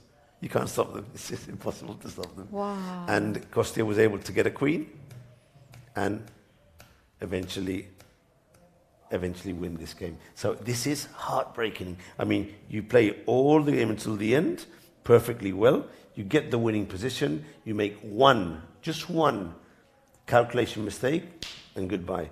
And that's, for those who are watching us, that sometimes is what chess is. And of course, in a long career, this will happen to you both on the bad side and on the good side. You'll also win some games like this. But when it happens to you on the bad side, it's heartbreaking. And wow, yeah, I Krizan had to suffer a saw. big defeat there. Yeah, I saw yesterday Kostia at the dinner, and he was quite shocked. Oh, he was shocked. Yeah, I couldn't say he was happy. Okay. And I was like, how did you play? And he was like, I won against Sasikiri. And I was like, wow. It's a huge result. And he was like, But now you understand why, no? So, yeah, he's a very cool kid. So he knew that it was probably going to lose the game. But of course, with those 2 pawns, you have to be super careful. Super careful. I mean, you can't just take for granted that you're going to win. The unfortunate thing is that Sasikiran is an excellent player, and for sure, he knew the risk he was taking with the 2 pawns. But he had calculated with rook g3, everything was under control. and you finished calculation there, and when And you reached the position, I'm sure that when he played the rook, and he drops the rook, and he sees knows bishop... that. It always happens, Ketty. You drop the rook, and you see the move of your opponent, and you're like, I messed up again. It always happens exactly when you drop the piece. For those of you who are viewing us and are regular players, you know the feeling. You do your move, and you sort of like... you need a second to spot it. It's immediate. Yeah. You sometimes see it even before clicking on the Yeah. clock. You say, oh, Yeah. but it's too late. You It's can't go too back. late. It's Or at too least late. you shouldn't go back. Some players go back, and that's not correct. Okay. So I saw you were Here's looking a good something up game. on the computer. Did you find anything interesting? Yeah, I wanted to check the player who didn't show up. Oh, the Kramer. Yes. Okay. How he looked, because I saw the Did you other recognize him? German players swimming in Okay. the sea, and I was like, something maybe went wrong. Oh, I hope not. But there is a lot of, quite a few players are ill these days Yeah. because of throat infections, because when you're in a place where it's very hot and at the same time very cold, Yeah, it's easy to get ill. the body So gets confused, but no, that's not a person that let's I hope was, the best for Kramer. Also, sometimes you have to leave tournaments. You never know. But at least he notified that he wouldn't be playing, so that the other player could, relax and know that he was not going to play the game. So, Yep. back on the first board, and finally, Brandon Jacobson has put his knight towards the center, played 2 rook moves, but meanwhile Seturaman has placed his rooks in the center, and now we just have a move. White has just gone f4. Ketty, this is a risky move. This is a move that could easily be very good or very bad. Because when you advance a pawn, it can't go back, and in that just one swift movement, White has left himself with a backward pawn on e3 and a magnificent square for the bishop on e4. Would you have played this move here, Kitty? I can tell you, I would not have played this move. It's not in my nature or in my style to play f4 here. Would you have considered it? What do you think? Definitely not as my first candidate move. Maybe if I see that something is wrong in my position, maybe I will play, but I don't like this move at all. It's shaky. It's a move that I think, but this is just a speculation, I think that Brandon, what he wants to do is to put his knight on e5 and try and interrupt Black's communication of the pieces. But of course, it's not a safe square, because sooner or later, Black can knock the knight out with f6. So it's a risky move. We'll see if it backfires. Yeah. But his body language on the screen seems to be okay. So, yeah, maybe he has things under control, and we'll have to wait a bit to see how this works for him. Yeah, and seems like White has really put a lot of thought in his moves, because he has 25 minutes at this point for next 20 moves. And Not so much time. Plays rather fast in this position. So, yeah, not so many moves. And latest move f4 was indeed a very, very demanding move. Actually, you can take this pawn back. It's ambitious. I mean, it might not be a mistake, but it's the sort of movement that commits a lot. And a lot of very strong players win games taking advantage of this type of movement of the opponent. You become ambitious, you want to head forward. Probably he wasn't liking his position, and he thought that with this move he could create some things. But I'm going to say, I'm going to even call that after this move, I think that Seturaman will have some chances of taking home this game, and maybe even becoming the leader. But for that, we need to check the second board. Second board is very interesting. And see what's happening here in this Sicilian. We do have a lot of moves ever since we have seen. This is the this latest must move. be analysis. So I think we're here, yeah? Yeah. Oh, this is an interesting position. Ooh. So White just played a4, bishop was on e7, this bishop was well developed, and then Black just decided that it was a time to play once again with the bishop on c5. Okay, so it was here and it went here? That's Is that what? Okay. A lot of things are happening in this position. When I get this sort of position, I need just a moment to try and establish exactly what is happening here. I do see that the computer score gives a healthy advantage for White. So what I normally do is I count the material, I think it's balanced, and then I start looking at the king safety. And things are happening here with the king safety. King safety, Black's king is in the center, White king is under some pressure on this file, but the pawn on e5 is hanging. I wonder what happens after if White takes the pawn on e5, hitting the knight. That's the first candidate move you have to look at. We just capture the pawn. Maybe there are other moves, of course, but this would be the first candidate move I'd think about. Pawn takes pawn, and hitting the pawn on f7. But here, the computer has an extraordinary move for Black, which probably I would never see in a lifetime. It suggests knight to g4. unbelievable move, hitting the bishop on e3. Oh, wow. It's an incredible move. And the idea is when you capture the pawn, if you capture the knight on g4, then we have this fantastic move, this unbelievable. Queen takes knight, bishop takes, and I'm sensing there might be a checkmate here. I'm going to just try this. Double check. Wow. Do you think white will see this? This is unbelievable. This is game over. And a checkmate on the h file. Unbelievable. Beautiful. Unbelievable. It's beautiful. That's beautiful. what black planned here, actually. That's it's a what trap. black is planning. He's putting this trap on the board. If white captures the pawn, knight to g4 will win the game. Wow. And it's not so easy to spot this idea. I need to look at, is this the white player here with the hands on his head? Yes, that's Horvath. Wow. Yes. Will he see this idea? He's very deep in his thoughts. I think he's going to that He needs to direction find it. because who would drop the central pawn with hanging a knight on f6? Of course, there is a trap, and he feels that is a trap. You must feel there's a trap, but is it this trap? That's the problem. You must feel that your opponent is baiting you into something dangerous. But if you don't see it, I mean, there's no reason why you can't do it. But I think he'll spot it, because the sacrifice of the queen and the double check, this is a standard tactical pattern, and Horvath is playing very well, and he'll spot it. So the thing is, if he doesn't capture on e5, what other moves make sense here? And I think a move that makes a lot of sense is bishop to c4. I'd like to put it on the board and see what happens, because we put an extra piece hitting the pawn on f7, and we keep this pawn takes pawn for a bit later. Very good. Yeah. This looks good. If black castles here, then rook is already then we can on go into F5 the other variation. Exactly. Yes.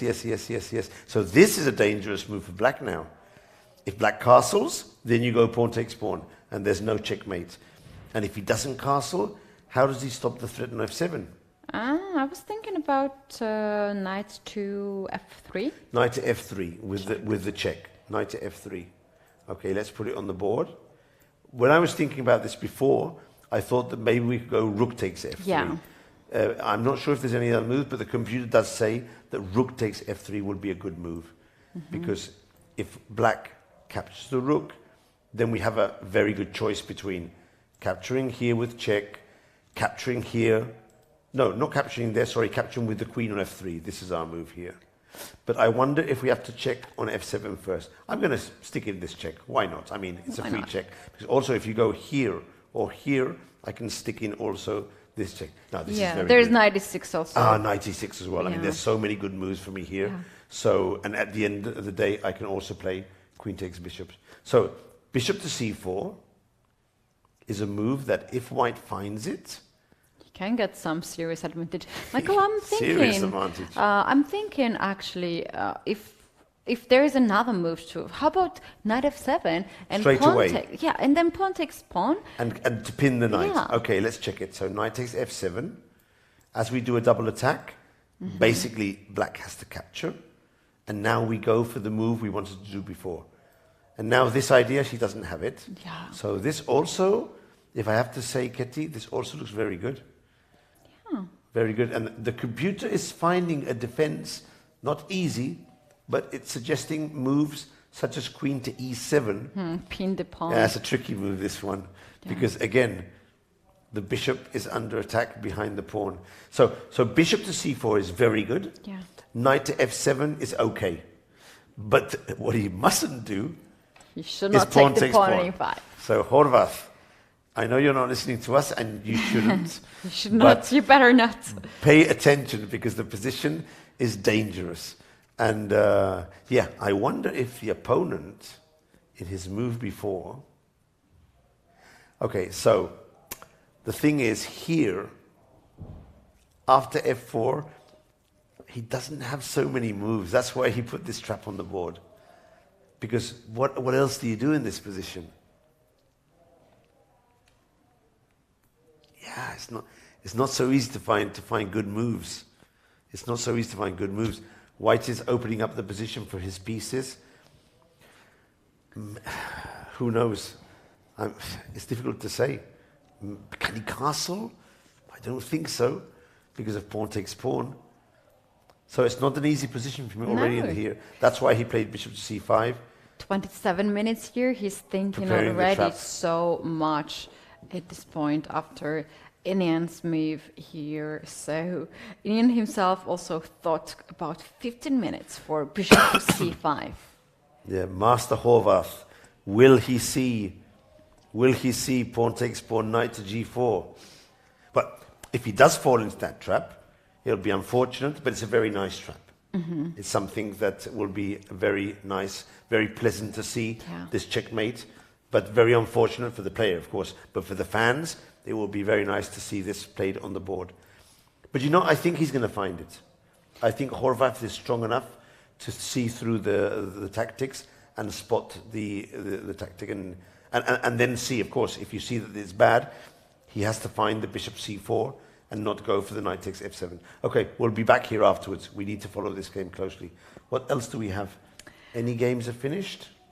Not on the top boards. They are still playing. Still fighting, yeah. Yeah, all the moves. Maybe we can go forward and check the rest rest of the top boards. Okay. For instance, board 3, Aravin against Erdogmus. Okay. We have The seen young, this game the young at the Turk, beginning. no, the 12-year-old kid who's fighting against a grandmaster.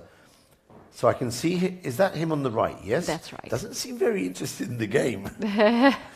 But yeah, that's what kids do, no? I mean, they're kids. I mean, it's more difficult for them to It's keep the so attention. difficult to sit down at the table and be always focused. So. Maybe he's calculating the lines on the board next to him. Now he's looking at the camera. He's looking at the side. Oh no, he's... Okay, I don't think he's bored, but that's the face he's giving out. He looks as if he's bored. Okay, so let's check the position. Now, I saw this before. I'm going to go, let's go forward. So at the end, Chitambaram, I'd say he's happy with the decision of getting the isolated pawn for his opponent. The computer agrees. This is a sort of position where he can play with his experience, and maybe the young Turk doesn't have so much experience playing strategic, isolated pawn positions. He's just played his last move, knight to d3, and I think that his idea is, on the one hand, black can't develop the queen because of bishop takes f6, and on the other hand, I don't know if you agree with me, Kitty, but I think he wants to play knight to f4. Do you think he wants to play knight to f4? Yeah, this looks very, very similar as the position on the first board, but with a little bit more pieces on the board. Yeah, more pieces. But this is eventually the idea against the Azul pawn, to play knight f4 and to hit this pawn. And on top of that also, the bishop from c7 is looking to h2 pawn. So this knight on the way will actually stop some counterplay on the side. If black captures the knight on f4 and doubles my pawn, that's true, the pawns will be doubled, but you will give me pair of bishop, and you have to watch out in this position. For example, this position here, it is a double pawn, but yeah, the queen goes to d4, the bishop goes to f3. White's pieces start to be placed in very active positions. This is going to be difficult for his opponent to defend. So, well played by Aravint, slowly but surely getting a small advantage against the young kid who's struggling to be able to find the best plans in this position. Michael, I suggest to go back on the second board, because here Dominic made a move and now things can be a little bit different. He went knight to e4. A mistake. According to the computer, a big mistake. The thing is, how he played this knight to e4, maybe he was thinking that this bishop from c5 was creating so much danger that he left f7 pawn and came back with the knight and hoping to have some trade of the pieces. Then king on e8 will hang. Actually checked very quickly why this move is so bad, and the reason is that black can take the pawn on f4. Okay. Hit the bishop. First we take the pawn and attack the bishop. So the thing is that if you take the bishop on c5, I take your bishop on e3, Okay. and watch out This because I pawn have is very very strong dangerous. pawn. This pawn is super dangerous. Yeah. Super dangerous. I'd be very, very worried with a pawn on e3 and the knight on d4. So what would happen if black, instead of that, takes the pawn with the bishop? Do we have another double check? Yeah, if bishop, if black takes with the bishop here, I honestly have not checked because I thought it was such a bad move. Yeah. There's a knight It jump looks very somewhere. dangerous, but I think we could possibly capture the knight first, and maybe even capture with the bishop, and only now decide where to deliver the decisive check. Where is the decisive check here? Should we deliver it on c2, on e2, on f3, on b3? So many fun squares to deliver that check to. I don't think these two are giving us anything. I don't think so. So maybe capturing this pawn with check And then going for the rook. Yeah. Okay, let's try. Let's try this. Check here, and let's take the rook and see if the computer agrees with our... Yes, this would be a decent position for black. Not totally winning yet, but he's on his way to win by material. Advantage, yeah. So, yeah. Yeah, and if rook captures on f4 in this position, black can take the knight on e4, knight takes knight. If you take now knight on e4, sorry, bishop takes, bishop. Bishop. This is very important, Instead to of take with the bishop. Take with the bishop, yeah, sorry. Yes. So this would be rook takes f4. And now take with the bishop, we need to keep the knight. And if knight takes on e4, then black has very strong move, knight to d5. Oh. Hitting the bishop and the Lovely, rook. lovely. That's why you need to keep the knight. We need to keep the knight to be able to do this double attack. Yeah. This also looks quite good for black. Yeah. And if white also takes with the bishop in this position, then you have here with black knight to e6. Okay, knight to e6, okay. Hitting the rook, hitting the bishop. Bishop, yeah. And probably after bishop takes bishop, we can capture maybe even with the rook. Or exchange queens first. Maybe take the rook right away. Oh, okay. Exchange and take the rook. And take the rook, yeah, that's even better. Yeah, this looks very good.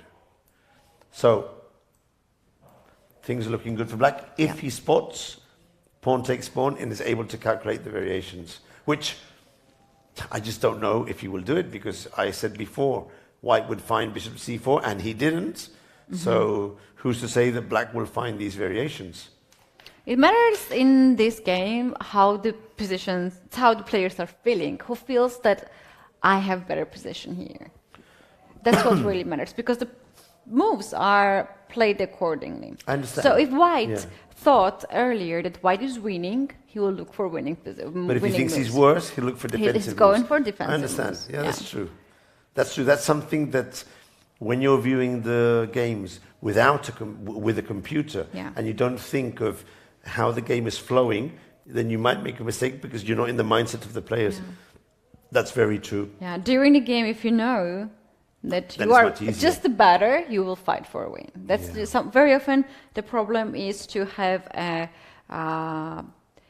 the actual evaluation of the position. Just the information. Not your own evaluation. So, for example, in this position here, we know white is winning. Yeah.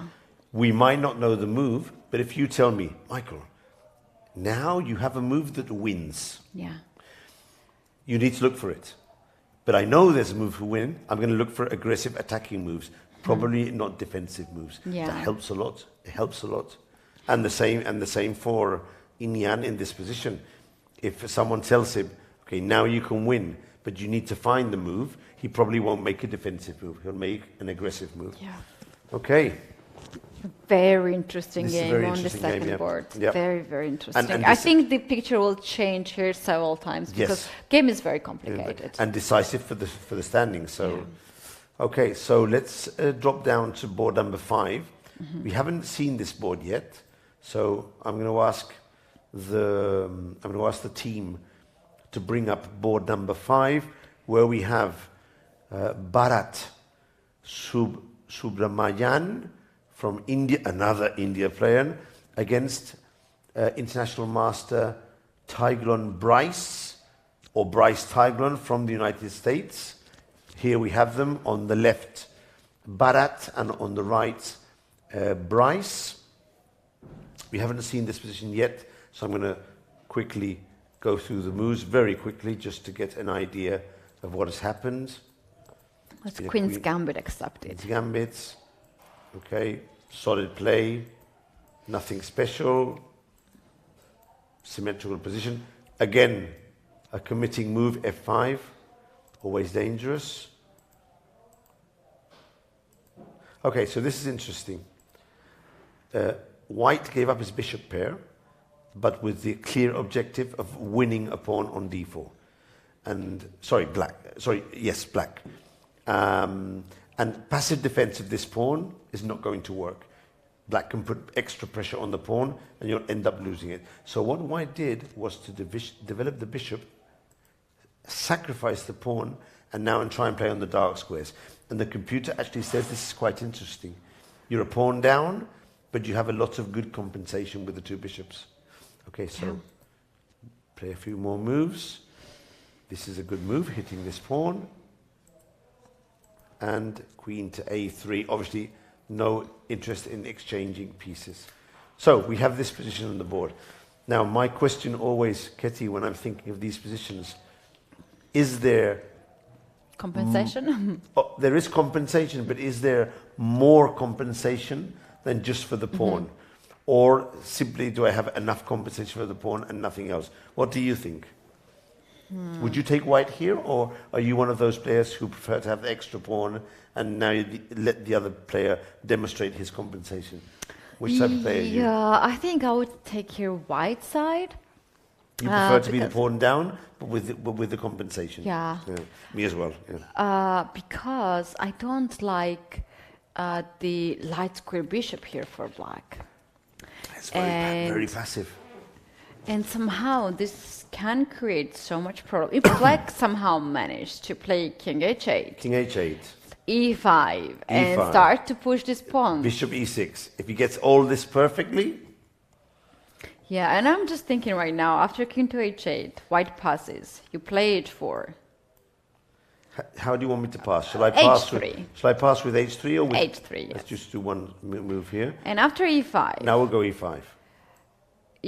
Is there a bishop to g5? Ooh, tactics. So pointing out that only if I give you 2 extra moves, still it might not be enough because you have a problems on the back You need rank 3 moves. So I'm going to because pass of the twice. bishop. I'm going to pass twice. I'm going to pass Or if you once pass here. so much, then I cannot do No, it's just to get an idea of how many tempo I have for the compensation. Yeah. Let's pass once more. Bishop d7. And play, for example, I need a passing move, which is not completely bad. King h1. Let's say king h1.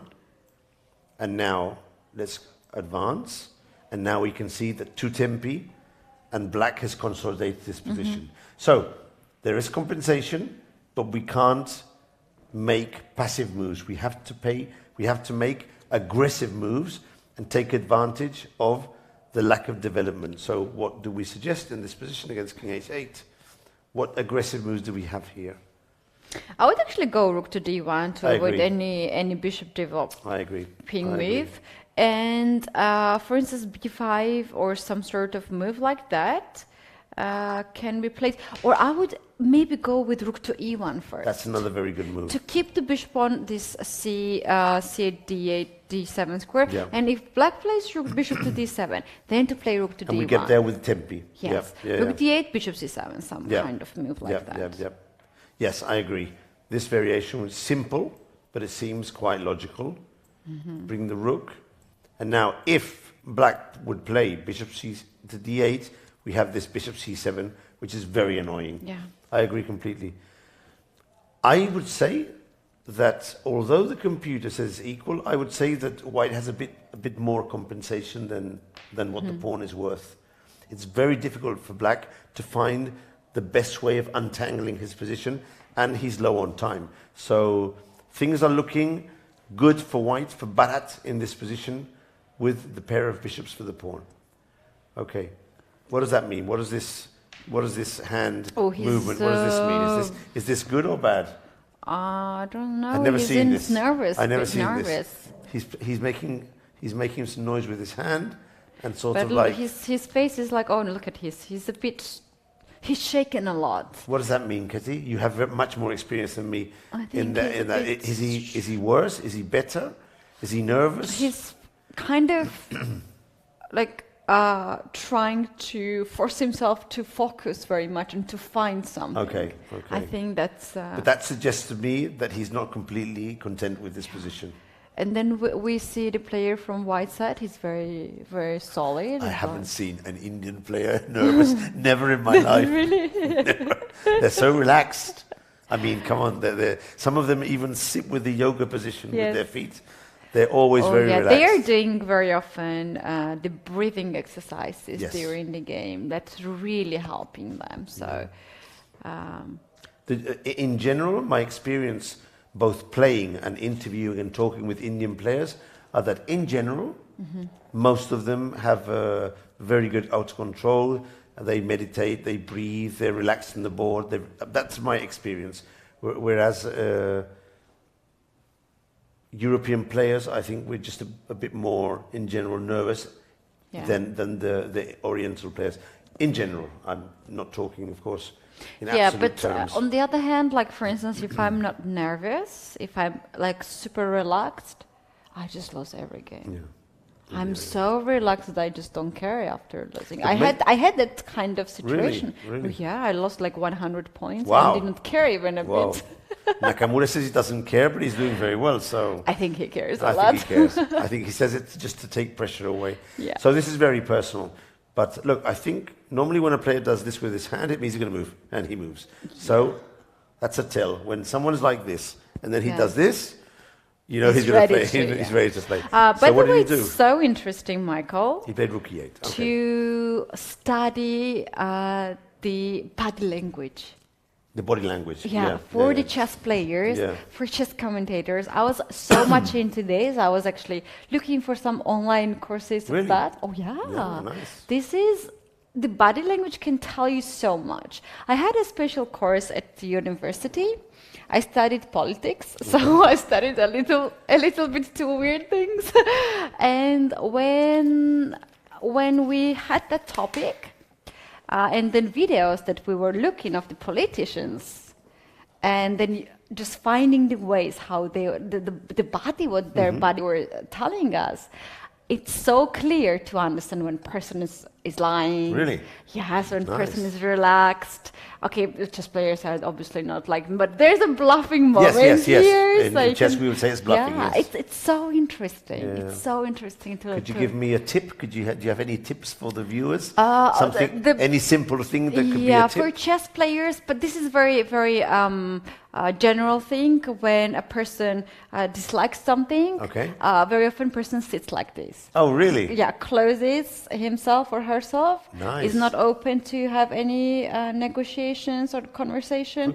Waiting for the moment when it's closed. If your player's like this, he seems confident, but really he's not liking his position. He's not liking you.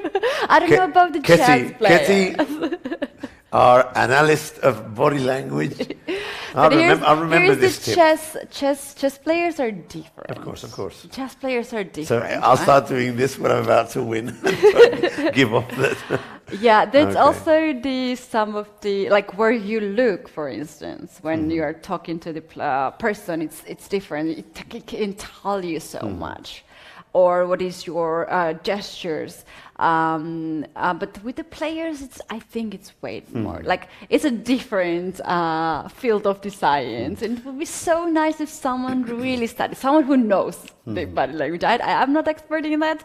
I have seen some of these videos, but, it's in chess, sometimes we do some bluffing moves. Yeah. But in general, you have what's in front of you. The information is perfect.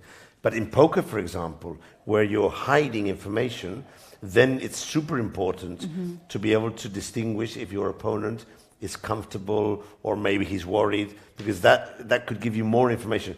In chess, it's different because at the end of the day, the information is in front of you. and you can sense when you're getting better and the opponent is getting worse. I normally take a lot of consideration the way my opponent looks at the clock. When his clock is running down and he starts to move and become nervous, then sometimes I feel it's the moment to pounce because sometimes I think now he's in a bad situation. But you have to be careful. Sometimes you pounce too soon and then you end up losing. It's always tricky, always tricky. One thing about the chess player that I think shows too much of the emotions, and we can, for instance, bring up the example is Garry Kasparov. Okay. What I have never seen him playing competitive chess games. I have never seen him, but I have seen him playing the simultaneous games.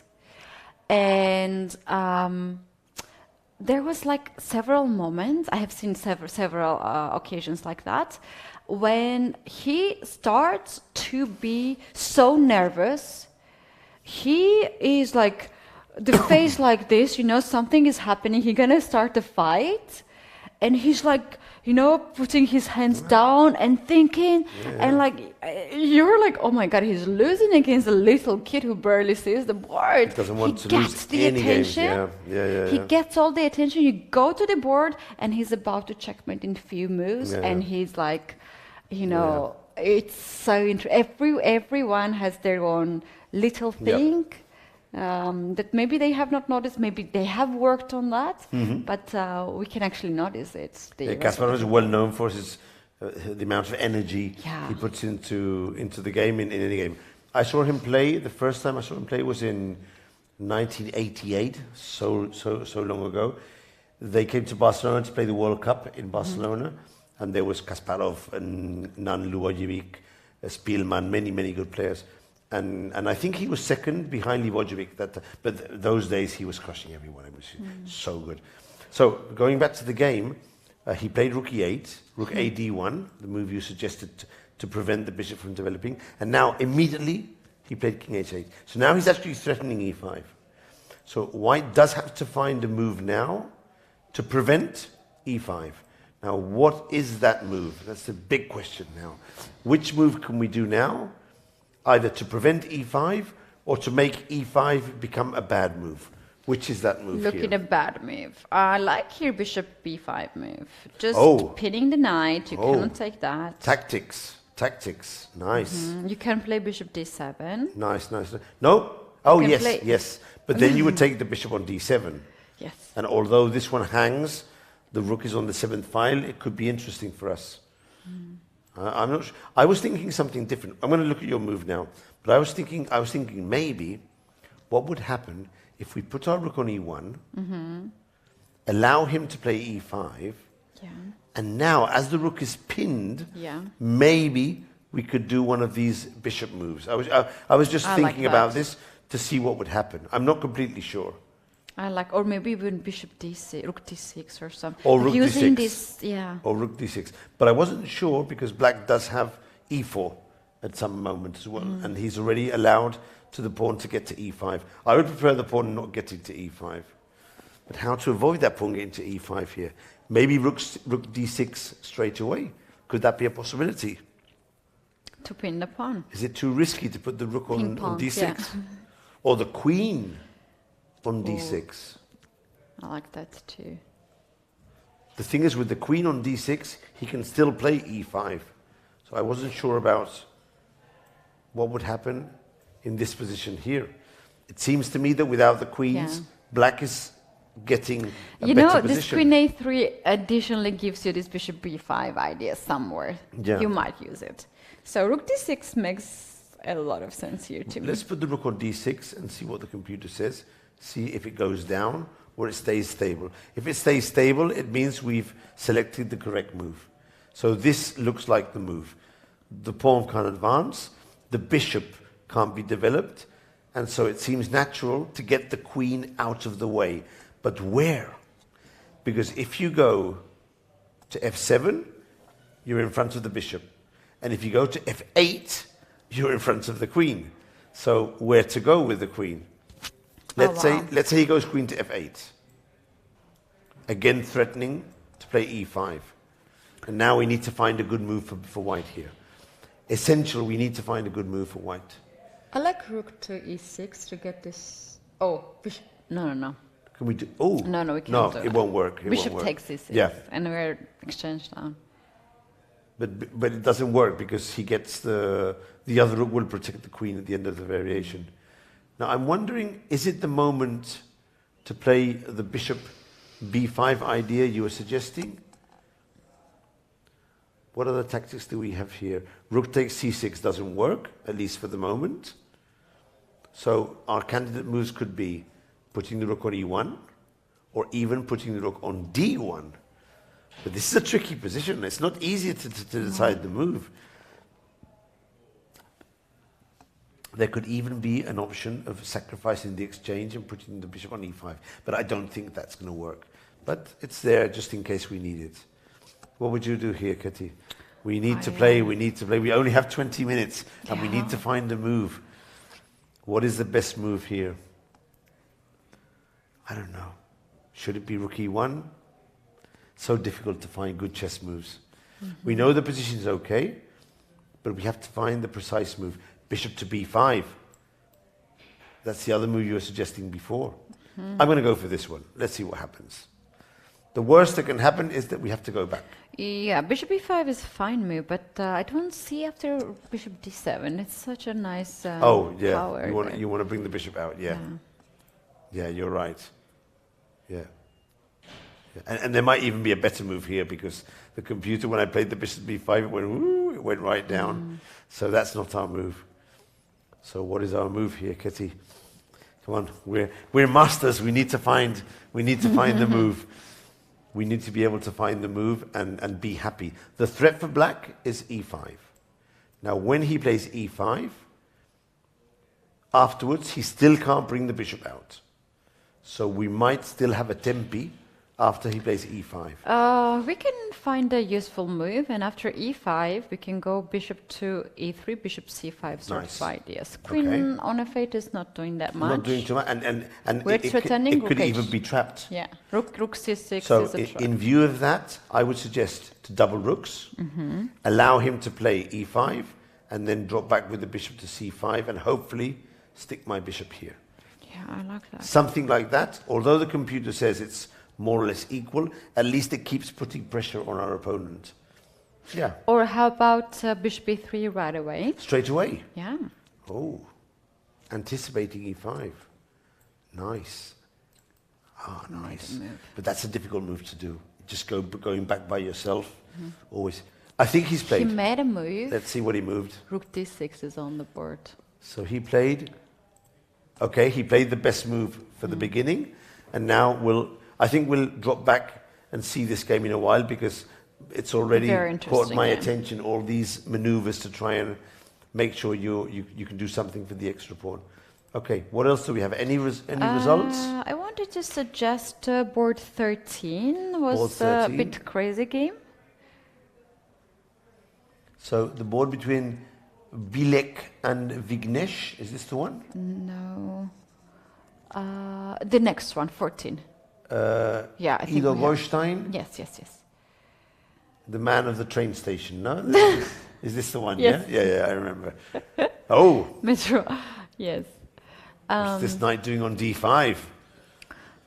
If we go just a little bit back, we had a bit of interesting position. Around here or even further back? Yeah, okay, from here, because we have a double pawns for both sides. Yes. But seems like white's double pawns are better double pawns than black's double pawns. Yeah, they're in the center, controlling more squares, no? Yeah. And they have played several more moves. But the thing is, white put his knight on d5. I'm sorry, what's happening here? Take it if you want. Okay, well, I'm going to take it. Black didn't take it. I'm going to take it because a piece is a piece. Now, the thing is, should I recapture with the c pawn or should I recapture with the e pawn? My intuition tells me to undouble the pawn. That's what my intuition tells me. Yes, it takes, yeah? I think so. Now, I don't have a piece, but you remember the game of Kostia we saw before? Those two center pawns. They become so dangerous So this was idea, to undouble the pawns and try and push one of the pawns to the end. Wow, it's interesting because Engine is not even considering to take on d5. He prefers to Yeah. play around the knight, yeah? Yeah, and the reason of that is not so clear to me. It suggests move like queen to a4 to hit the knight. It suggests e takes d5. It suggests c takes d5, So fine moves. all three would be possible. But Yeah. it's so weird position, right? To Yeah, but I understand the idea behind. If you have two passed center pawns for a piece, I mean, you could be better or slightly worse, but it's very unlikely you're clearly worse. Very unlikely, because two pawns, connected pawns in the 5th rank must be at least as strong as the knight. I mean, especially because these two pieces are not really very active. You just play f3, you get your king into the position. At some point, the pawns will start advancing. And there are several scenarios where black will have to return the piece for the pawns. Yeah. So yeah, it seems okay. yeah, this knight was actually hanging for a long time. For many moves, because black moved away, he left it there, and opted to attack the pawn on e5. Queen b8, defending. g3, just to improve a bit the king. Knight to e7. h4. The knight could be captured at any moment with more or less the same type of position. And at some point, if you don't capture it, I suppose he'll move it away. But when? When is the moment to move the knight away? Or will he leave it there where forever? to go with this knight? And where to go? For example, let's say black plays knight to e6 now, which I think is okay. If I decide to put knight on d4, then I might consider capturing your knight. Mm-hmm. So at some point, either you move the knight away, but then your double pawns could be weak, or you leave the knight there and he's able to capture it at a better moment. Very interesting, Kitty, this position you brought up. Very interesting. Should he capture? Shouldn't he capture? Very interesting. Okay, so let's check very briefly board number 1, where the tournament is being played at the moment. A few moves ago, white played f4, this risky move, but the position remains balanced for the moment. Nothing much is going on. With good play, it should end in a draw, so we'll keep an eye on this position a bit later. Brandon has slightly less time. Do you think this could be important in this type of position? Usually it's not such a big deal. Because you can see some moves in advance, and it doesn't matter what your opponent plays here, h3 or h6 or h5, you know you're playing, you stick with that. But it might be a little bit unpleasant maybe. He has to play 17 more moves. It can be a little bit, too much. 17 more moves. It's 30 seconds per move. That would give him about 8 minutes, and now he has 13. So that would be about 20 minutes for about 17 moves. About a minute a move. Okay, it's not much, but I mean, it's not acute time trouble. Yeah. However, if he thinks 5 or 6 minutes, one move, then it's going to be a bit tricky. He needs to play relatively fast if there's no tactics on the board. Okay, well, we'll keep this one in mind. This is the one we were watching before, and things have happened here.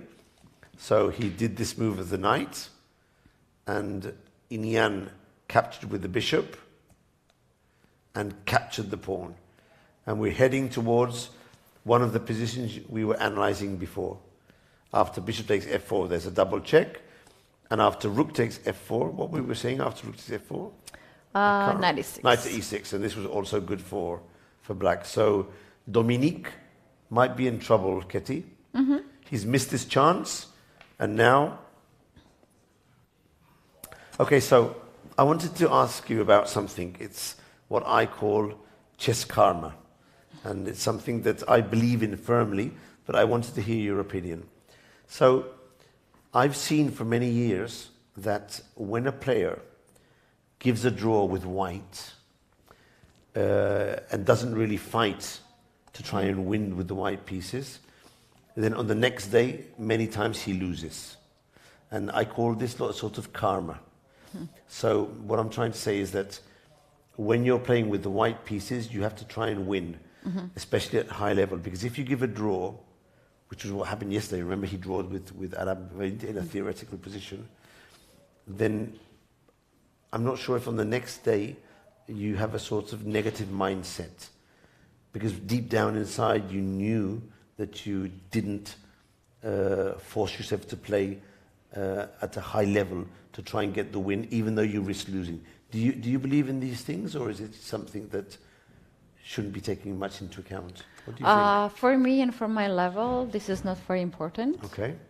Because every day is a white pieces day for me, because with the black pieces I also fight for the win. Okay. Because if I take look at the statistics, I think I have scored a win with black. Okay. Maybe even more.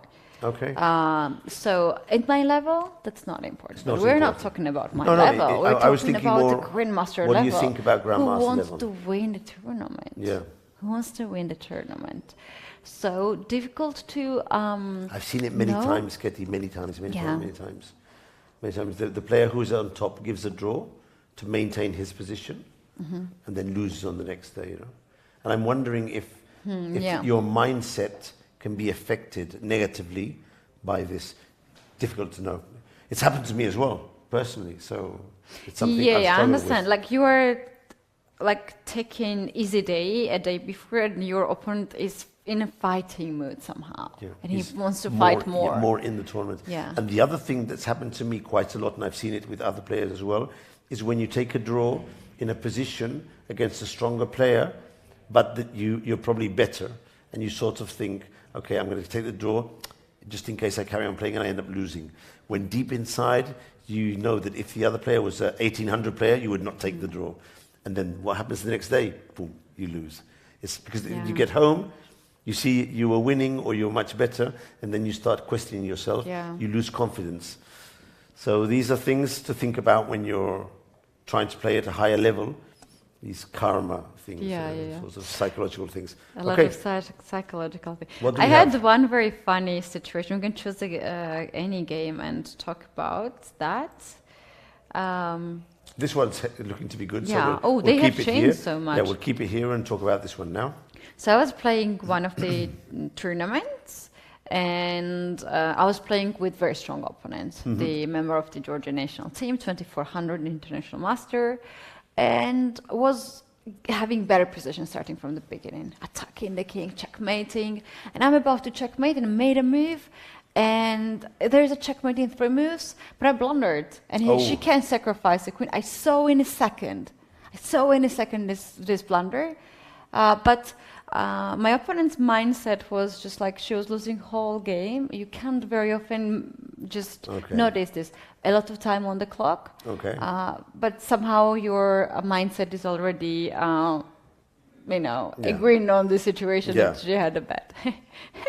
She's about to resign and shake me without stopping the clock. And Someone said something. and a spectator says like, "What are you doing? Really? You're winning." Really? Yes. Wow. And she hasn't stopped the clock. She handshaked me. And I'm like... But she gave you the hand, or she hadn't done that yet? When I made the move... She extended the hand? She looked at me, she smiled at me and gave me the hand. Suggesting they resign. And someone said something in the crowd. Before because it was like I was pretending that everything is fine, I'm winning, but I know it's not fine. And it was a bit of shock for me that she handshaked. And she resigned. Wow. And before I answered with a handshake, chess player, started to scream. And like, "What are you doing? You can resign." Wow, and she's confused, and I'm like, "Give me your hand." Stop the clock. Did you stop the clock? Were you able to stop the clock and get the hand in that confusion? Or was I she won the game because she didn't understand. For a long time, she didn't understand what was going on, why the guy was super screaming. bad. A grandmaster was actually there. But wow. Wow, if she But realized... you can imagine my reaction, how fast I signed the score sheet and everything. Of course. Where's your car? I can take you to the car. Just go. You need to get the score sheet signed as soon as possible. So many tricky situations at the chess tournament, right? So That's a good story. That's a Yeah, good story. yeah. Oh, my heart So as stopped you can all for a see, moment. Ketty has had, all of us have had so many different moments during our careers as chess players. Good ones and bad ones. Good ones, and course. some of Mostly- them are funny, some mostly they're a are good. bit painful. Mostly but they're good. yeah. I would say that most of my memories in chess are good, Yeah. are positive. Because if not, I would carry on playing. And no? somehow, when you have a bad experience, you're turning it in a way You find that a way it to get- becomes. yeah. You learned from that. It's a learning and you're experience, yeah. stronger. Second time something like that comes to You know what to do. you know what to do. You have more so, experience. Yes, that's true. But yeah. Oof, So, very interesting get- game. What's get- going on? Where's getting- the black pawns on the king Yeah, side? getting back to the game, there's been some exchange of pawns. I would suspect the H pawn ran down and it was exchanged here. And now, of course, there's not much material, and it's equal. This king on H1 will definitely go to G2 as soon as possible. And the thing is, there's a sort of balance around this geometrical zone here, this sort of square, no? What's happening here? If the knight moves, if this knight moves, there's a double here. It's a very tricky position here where, I don't know, it seems to me, I would say that black is okay, I think, but then I see this knight against this bishop here, and I'm thinking in many endings, the knight will be better than the bishop. So I would probably take white, but it's a very tricky position. And white has just made a move. He's played A4. I like this move. I like this move because I don't understand what the rook is doing on b3, and then I was like, okay, guarding the pawn on a3. So white is getting rid of this pawn, maybe even pushing b5, I think something he might, like that. Yeah. Of course, now he can move the rook around and do other things, but it might be that he's thinking of initiating some sort of initiative, some sort of attack. It's hard to know exactly what he's pretending, but it's a good move. Yeah. It's a good move. I would think here, Michael, to play something like king g2. Okay. Then g4 and knight g3 to take the queens off the board. Okay. Because I believe that in the end game, white has more chances. Okay, let's maybe to play g5 somewhere. Let's show the viewers the plan. Yeah. The plan should be, let's say black does some neutral moves, like just moving his king around. Ketty is suggesting something like this. This is the plan. Making space for the knight. And very carefully, of course, we have to prevent a check here when we move our knight back, which would be a problem. But let's say we were able to do this, which we don't. Yeah. But let's say we were able to do this and somehow get our knight back to e4. This is the position you have in your mind, more or less. Now the computer says white is doing okay here. So if we're able to get something like this, white will probably be doing okay. From here we can eventually capture the knight, bring the king to d3, and then we can start working on these light squares which are very weak. The problem is, to do all this, Ketty, we need to maneuver. We need to do a lot of maneuvering. We need to get the pawn to g4. Yeah, we need a lot king of to moves g2. here. We need to get our rook out of the way. It's not going to be easy. And Jules will definitely not be moving his king around. I mean, he will have to find something a bit more active. I would think you might try to play b5 to fix the pawn on b4. That's Do a you good think it's idea. too risky? For black, you fix the pawn and also you give extra protection to your knight. But you do open your king position. For example, pawn takes pawn, pawn takes pawn. Now I don't see anything dangerous happening. But yeah, it's risky. It's risky. Imagine the white bishop gets on this diagonal with the queen in front. Bad things could happen to you. It's a risk. It's a risk. It can be played, but it could be a risk in the future. Yeah. This position will become very sharp, I think. Unless the queens are exchanged, it can become very sharp. Yeah, I agree with that. It has very good potential to be very sharp. How many moves game. are they on now? 29, so 29, they have to so do they still 11. have 11 moves. But of course, it's a tense position, so anything can happen here. Okay, so let's do a recap. Brendan, they've got into the ending, and it's should be equal, but I would probably, it's probably going to be a draw. But if I had to choose, I would take black on this position, if I had to choose. Equal ending on the first board. On the second board, we're expecting this knight e6. This is the move you spotted before. And if Inian plays knight e6, he's better. And could go on to win this game. On third board, we have the seasoned grandmaster playing against the kid. And here, they've progressed to this position here. Okay, let's take a moment to evaluate this position here. So, it's 3 pieces each and 6 pawns each. Yeah, I saw it pawn for black, but white pawns are not that good looking in the center. I would say slightly better here. Slightly better for pleasant for white, to play. Slightly better. But, I mean, if black defends well, he should be able to get a draw. If this kid of 12 years old is able to defend this position against a 26-50 player, that is impressive. That means he already has a lot of technique in his system. So he played king f7. He gives up the bishop, but pair, he activates the king. Activates the king, and he probably thinks that he can hold this position with the knight on d6, and the white bishop not so active. So it's a decent decision. I wonder if Aravint will capture the bishop. Let me check this variation. Knight takes, king takes, and bishop to h3 check. Because now, I don't think he can block with the pawn, because he loses the pawn on g7. So let's say king to e7. I wonder if does he have enough advantage with 2 bishops against bishop and knight? It's hard to say. Hard to say. It is hard to say, but somehow I think white can start to bring the king. For instance, king f2, king e2, king d3 on the light square. Yeah. Then get this bishop somewhere maybe back on g2, h4, g4 to push these pawns. Get a bit of space on the king's side. g5. I think white can play this very long game. That's the thing. He can play many moves, no risk at all. And if the kid makes any positional mistake, he small could be in mistake trouble. Can here cause a lot. Let's see if Aravint decides to exchange. If he doesn't exchange, then on the next move, Erdogmas could decide to drop back with the bishop and prevent the exchange. Okay, so we have on board this one. We were following this one closely, and there's been a few moves. So let's check. I don't want to mix up our analysis. Yes, so he played rook to d6, and Bryce played queen to e7 instead of queen to f8.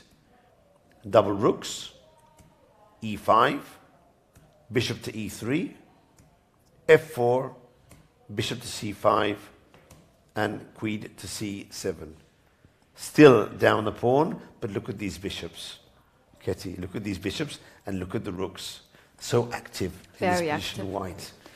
Oh, so very active. Nicely placed, all of them.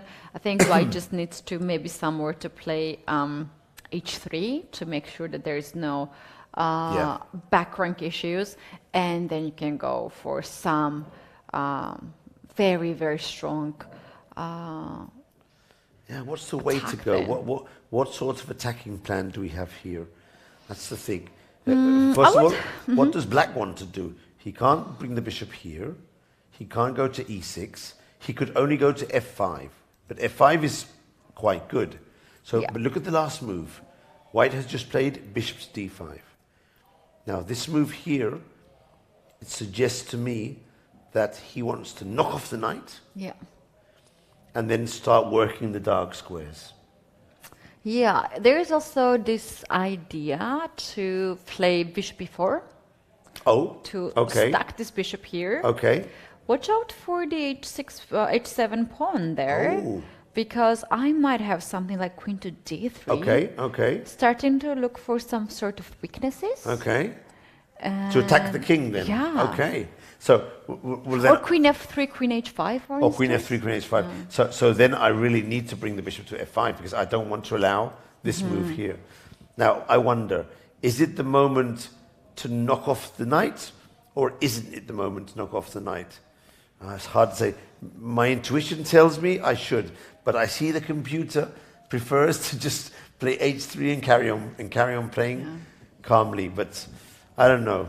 If I were white here, I'm sure I would play bishop takes knight and take advantage to break up his pawn structure. Yeah. In this kind of positions, I think humans are more creative. They can find some nice ideas than the computers, usually. And for instance, I like this.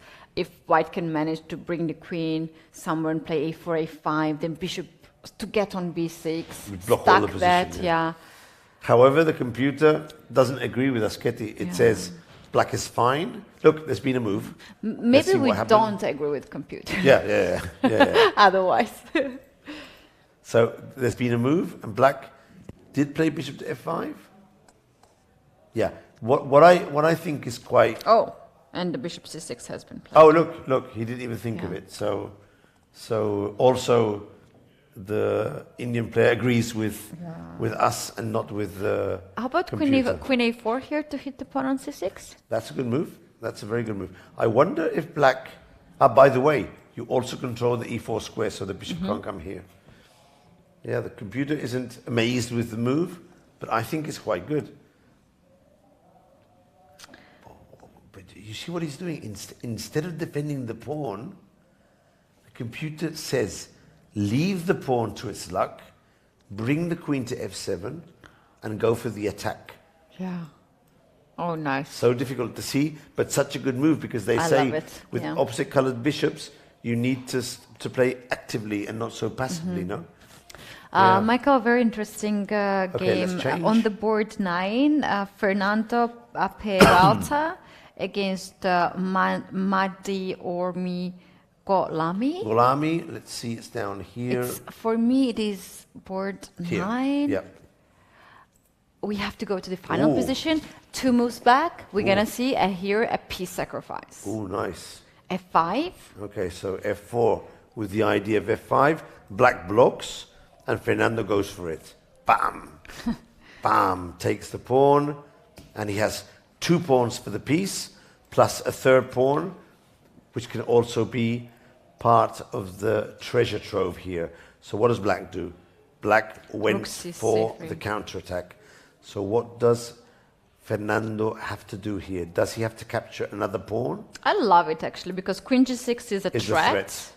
Rook will hang, knight on b6 will hang. So after bishop to h7, how you're going to deal with these threats? Also, it vacates the square for the knight if we want to bring it afterwards. So yes, this is a very strong move. And the threat is queen to g6. Yeah. If you play rook e6, that allows me to play f5, f6 on with the tempo. Decisive. Knight to e7 may be the only move. And then what are we going to do? Are we going to play f5? Or do we play knight to h4? What to do here? I like rook e1 move as well. rook e1. To somehow look some sort of like sacrifices. Why not? That's my f5 is out there too. Somehow my intuition is pushing me towards f5. Yeah. Somehow.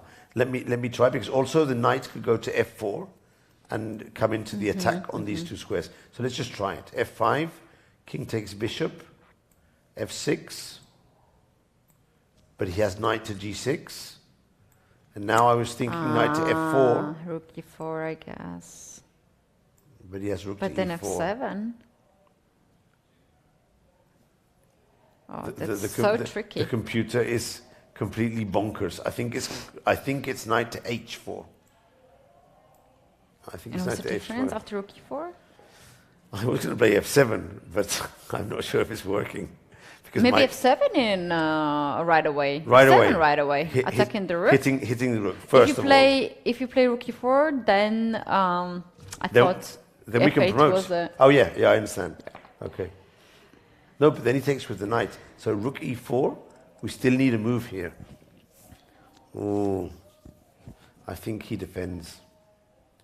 Okay, so we have to be a bit Wait, more wait. careful. Were there some maybe queen sacrifice or something? Queen like that? sacrifice. Shall we see instead of f7? F7 seems like a bit. How do you want to do it? How do you want to do it? Queen g6. Queen g6, king takes g6. And what's the move? Knight to h4 or knight to f4? Or what are we looking for there?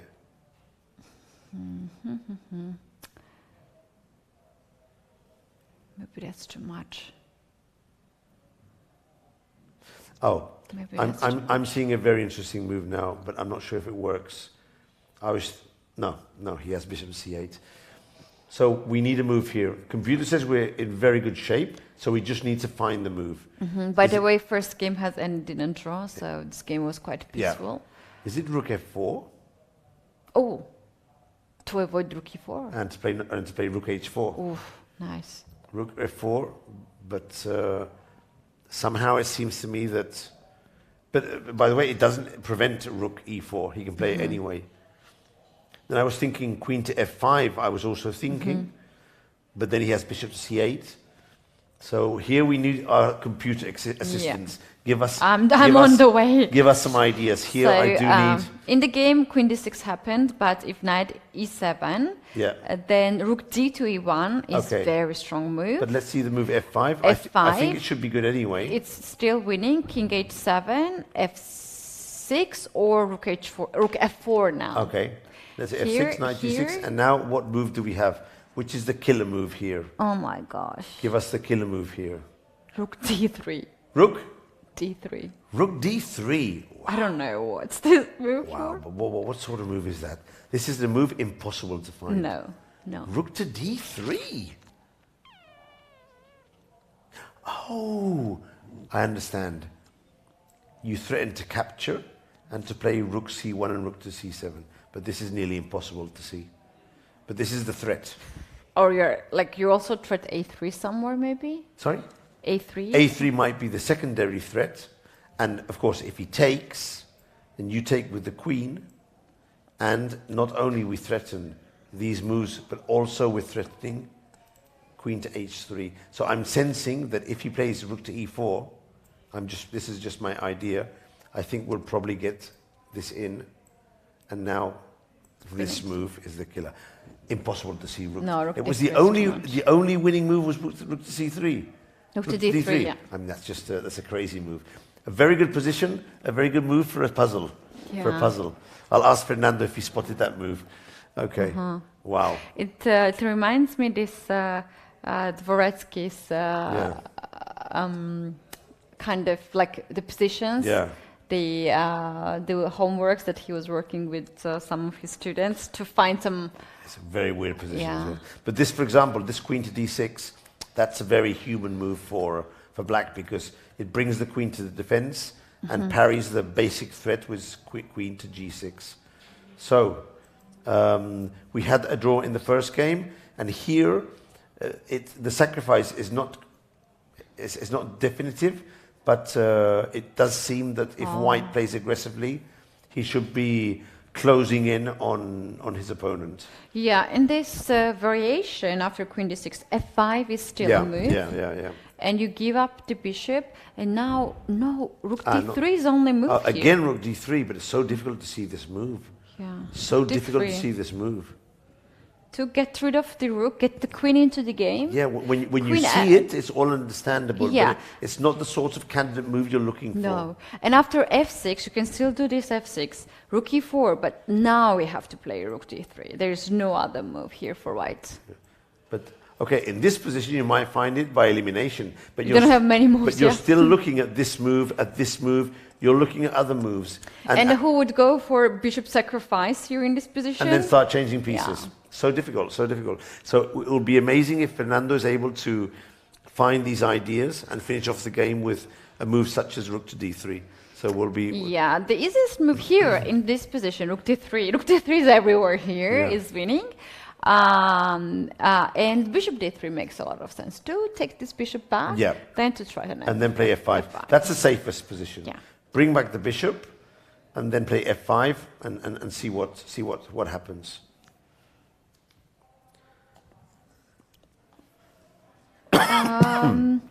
Yeah. Shall we take a small recess before we get to the... or do you want to look a bit more? I wanted to suggest one game. Okay, let's do it. Gupta. That was a board. That was the board. Just give me a second. I lost it. This one. Board 15. Board 15. San Kalp Gupta against Saidalev. Okay, here it is. Akbar. Okay, on our screen, it's number 16 because they have we've promoted the other board. Sangap Gupta against Saidalev. Yeah, I think Uzbekistan. very nice study end game. Okay, Yeah. so it's funny because I posted a video on my YouTube channel a few weeks ago with exactly this position, with the difference that the pawns were on H2, G3, and F4, and it was based on the game between Luke McShane and I think it was Mamedov. And normally it's a draw, but in some situations you can win these positions. Now, one of the main ideas, as you know, Ketty, or if you want to explain it yourself to the viewers, how would we go on to try and win this position? One thing is if the king is not on G7, then you can play A7 and then to play A4, A5, and to open up the 7th rank. Exactly, yeah. This is one thing. Another thing is to get the king all the way to B7, A7. To try and stick it here, no? And but then I get would the rook out. be a bit scared with H pawn. Yes. With the pawn on G3 and H2, this is a plan which normally works. You don't always win, but you have good chances. Yeah. But with this pawn on H4, I'd be very worried of crossing the ball with my king. I'd be very, very worried to try and get my king over here. This pawn could easily start running, and then I have to take my rook to stop it. He'll capture the pawn on A6, and the game will be a draw. But the plan you suggested before, advance this pawn, check him on E5, put him down, and then try and find a way to open up the 7th rank some way or another. Can we do a few variations, for example? Yeah, I think Michael, we should have the pawn on A7 to make sure that the black's rook is stuck there. Okay, but should we do it now or wait a bit? That's a good question. Because if this pawn runs without me moving my king, I can capture it, which is good for me. So I think we're still in time to leave the pawn there. Just one more move. Because in some situations, in the video I studied, it was useful to have the 7th rank for the rook in some variations. Okay. The moment we have to move the pawn to A7 is when this rook is capable of capturing one of our pawns. Then it has to be moved. But if not, we can keep it there. So there's no threat right now. So for example, let's say black just plays a waiting move. And we advance our pawn here. And let's say this is the position we're aiming for. Now, what happens if we get to here? This is the question. That's actually what you pointed out is very, very nice because, or not. No, if king goes on F5, it would be nice if we E6. Straight away. But we need the pawn on A7. But in this position, it's not good for us. But what we could do is maybe A7 now. Maybe A7 now, or maybe rook to A7 to play E5. But let's say we go A7. Okay, he can't capture the pawn because we bring out the rook, so he has to do a waiting move. Let's say he waits with rook to A3. And now, let's see if this is working. Check. And if he goes here, E6. Fantastic. This move you spotted. Very nice. Very nice. And for the viewers, important to see that if he captures with the king, we check and get the pawn to A8. But if he captures with the pawn, thinking that it's all okay, then we get the check from behind. So there is some tricks here with the pawn on E5 and the pawn on A7. Exactly. Will White see these tricks? I'm sure that Gupta will find a way. We're gonna find it out. Another other game has been ended, and this is board 7. Mazaminov against Mozart. What have they agreed to a draw? The result is a little bit unclear for the moment. Wait. This looks... Might be a draw. They probably agreed to a draw here. They were repeating the moves. They've blocked all the position, and neither of the two. Well, actually, Black was making some waiting. He did make some waiting moves in the end with the king. No, I think neither of the two see a clear way to improve their positions, and that normally means a repetition and a draw. Or we have to go back on the second board because we have something huge, decisive in this game. This is looking good now. Oh, I'm already seeing some lovely mates here. It was a piece sacrifice, by the way. It was a piece sacrifice. Let's see how it got here. Knight g4. Yeah. Bishop takes, knight g4, take, check, hit the queen, and now as soon as the queen lands on this one of these squares, game over. Now how to do that? g4. g4. Rook h1, queen h4. That's decisive. I was actually thinking king to g7, but it may be that both moves are winning. Because I was thinking king to g7 and then sacrificing the rook and then getting the queen to h8. Is there anything wrong with that, or? No, I don't think so. Oh, yes, there might be, because white has this defensive idea. So I think g4 is better. I agree. To prevent the defensive idea. Now, what can white do against this threat?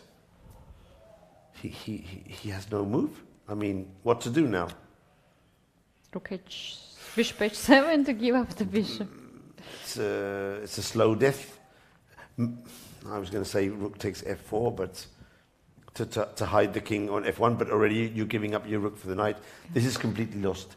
If he plays g4, Inian, having taken a point for the forfeit of Dominguez and having had 2 rest days, now he'll go and take the lead of the tournament. So wow, I really like how he plays actually in this he tournament. plays very well. He had a bit of luck before. Remember, this is the game where Horvath could have played bishop to c4. And but definitely if he takes down Horvath in this game, he'll be on his way to score a very, very good result in Sitges Sunway. 3 rounds still to go, by the way. First game has ended in draw, so one of these players, for instance, Inian, finds this move, he'll be stall leader tomorrow. He'll be in the lead, and I don't think it's a move that he will have much trouble in spotting. The thing is, he doesn't have many more alternatives. King g7, he'll spot bishop to f5, whereas g4, what is white going to do? Maybe the only idea is to sacrifice the rook. And you just take with the knight, and everything seems to fall into place. The threat is still there. We have an extra material. This is a resigning position if he plays g4. So let's stay with here, as this position will finish very briefly. Let's stay here, and maybe we can go for the break when the position is ended, because I don't think Inian will take much time to play g4, and his opponent has 4 minutes to find. What can he find? Is there any move here where he can still fight at least? Checking. g4 is not only move here. There are more moves. For instance, knight d4. Also very good, but I mean controlling f5 square. But I mean g4, it just threatens to win immediately. Yeah. Oh, okay. So I see an idea. Against g4, rook to e1, and then this sacrifice might not be totally decisive. Let me check. Oh, queen g1. And he's got queen g1. So that's why knight d4. That's why knight d4 is very good. So it might take. Look, he's played. He played a b6 to cut the queen from the action. This is the third preferred move by the end. Then he goes for the sacrifices, and there's no queen retreat. And look at Inian. Yeah, he's already seen like the win. Bus. He's seen the win. But you said when he was crossing his hands, it was not good. No, now he's crossing his hands. He's not very open to his opponent. Now he's, because the only move would be to capture the pawn on a6. Now there's no other move, and maybe will it be g4 now? Now it should be g4. Yeah, now g4 works. Yeah. Now g4 works, and we're going to see this variation. Oh, He's played. What he played? Oh, bishop e4. Ooh. Whoa! Inian didn't. He was like, what? What is this? Nice. What is this? Nice, but this is a free rook. I mean, rook takes a7, rook takes d8 is a free rook. But as he's exchanged, he wants to fight and exchange You now. know, funny move but here. But nice. No, I think Inian hadn't seen this move. He put a face like, what? What? You know what's funny move here? King to g7. Oh, wow. Wow, that would... But does that work? And let's say queen takes d7. Or rook takes d7. Or rook d7, the checkmate after rook h1. King h1. Wow. Queen h8. If he plays king g7 here, he's the man. He's the man. Wow. Wow. And is there any way to stop that or not? Yes. No, he took the queen. He took the queen. It's too risky. He took the queen. He took the queen. So now we're going into this position here. And Completely winning. Is there any fight at all here? I With mean, this very strong pawn structure, 4 pawns on the king's there's no side, fight at all. This is locking down this is the completely lost. white's king. This is a resigning position for Horvath. Of course, he'll carry on playing a bit because, I mean, if not, why would he give up the exchange? But I reckon in 2 or 3 moves, Black will consolidate. Wow. And win this game. Moreover, not only will he win by the exchange, but he might even win by the attack. Because when these pawns start rolling, I mean... Yeah, somehow if rook gets on h-file and doubles these forces, there will be rook h1 checkmate there. For the moment, he's just played his knight, rook to d7. He's even offering the pawn, because I think that if he gets here D6, and then rook here, H6, he could do mate. Nice. Yeah. So he might not even be in time to stop the mate. Threat is f5 now. To attack the bishop, attack the knight, rook h7 is another one. I think he has to play c4. Oh, wow, look at Dominic. He's Dominic very is- upset. Yeah. Oh, a move has been played. He played c4. Yeah, I did c4. Rook d6, threatening rook h6. See how fast he's playing. Rook f3, making a escape route for the king.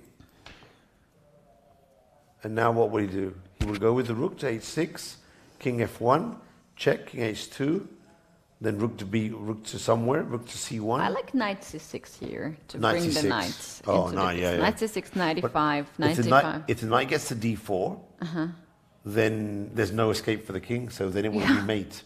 Wow. Yeah, Horvath, he's defending well, but even though he's defending well, the position is basically lost. Very bad. He goes rook to h6. h6. Now, the threat is knight to c6 and knight to d4, so the king escapes. And now what to do?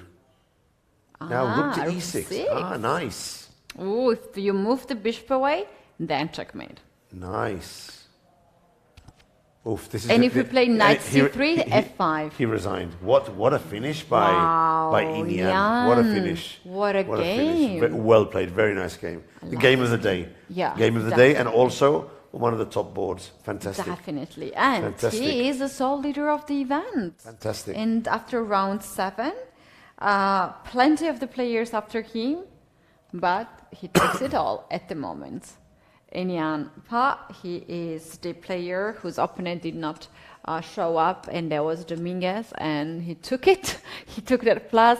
He now played amazing game. Amazing game by Inian. And yeah, he will lead the tournament going into round 8. 3 rounds still to go. He can't sing his victory song yet, because there are many very strong players with 6 points. But of course, leading the tournament with 3 rounds to go, and having played with black today, gives him white tomorrow. Yeah. So things are looking very good for Inian. Great game indeed. We can see him now taking his moment, still in the playing venue, looking around the board. He must be very satisfied of course. by his game. A bit maybe tired, because it's just, you can't imagine how much of the energy is needed to calculate so many variations here. Yeah. Looking right And now. the from adrenaline other dump, board. I mean, having won this adrenaline moment, that's everything goes sort of like woof. Exactly. I think it's now we are going to take our second break, or maybe third break. I really lost the track of the time. And you guys, we will come back now for the last part of the round 7 to check out all the games. Don't go anywhere. We will be back shortly.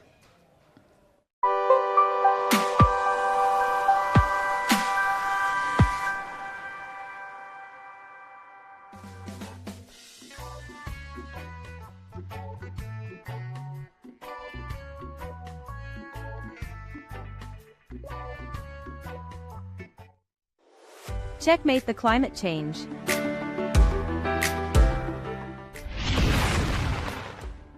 We're close to the climate endgame, and we have an inferior position, but a victorious checkmate to climate change is still possible. We're just pawns in this game, but does anyone know better than a chess player how powerful pawns can be in an endgame? At Chessable Sunway Sitges International Chess Festival, we recognize the power of isolated pawns, but we love to play in coordination. We can castle and wait, but we always preferred dynamic moves. This is why we ask you to embark with us on this journey to help raise awareness in our beloved chess community. One move at a time, and we'll see if a small advantage becomes decisive one day. We can all together put our grain of sand to save our planet. There's no better game to win. So how are we doing more precise moves now than we used to? Less paper, more digital. We stopped using tons of paper to publish and distribute results in pairings, announcements of lectures and side activities, etc. Emails and WhatsApp messages have become our bishops to rapidly spread our messages, and our screens strategically placed across our facilities help cover all squares, so that no one can move without knowing what's going on. It's not only sustainable, it's convenient. Cell phones may be the enemy of fair play in the playing halls, but they are our best ally outside them. We developed our own app for iOS and Android that you can download and open anytime, while not playing, to be up to date with what's going on in our chess festival, and without any risk of being blamed for cheating. It's also available in the smart TV of your room. And what about accreditations? Here's the deal, don't throw them, because with just a little water and minimal care, your accreditation, printed on paper with seeds, will germinate and become a plant. When you're home, it will remind you of the memorable moments you spent at Chessable Sunway Sitges International Chess Festival, and it will cheer you to help us to be just part of the opening of the chess community's game against climate change. Don't get it wrong though, our accreditation won't grow green chessboards. Electronic score sheets are arriving, but we may need some extra time to adopt them. Players will need to keep on writing. However, when printing is necessary, we try to use recycled paper. Less plastic. We may not be able to make it disappear immediately, but we're looking to leave plastic in Zhuangzhuang. Quality and attention to details has always been part of our identity sign at Sunway events, so we're not cutting anything. Will we still be giving pens for notation of score sheets or gifts to participants? Let us keep the surprise, but if we did, who knows, they will preferably be made with biodegradable and ecological materials.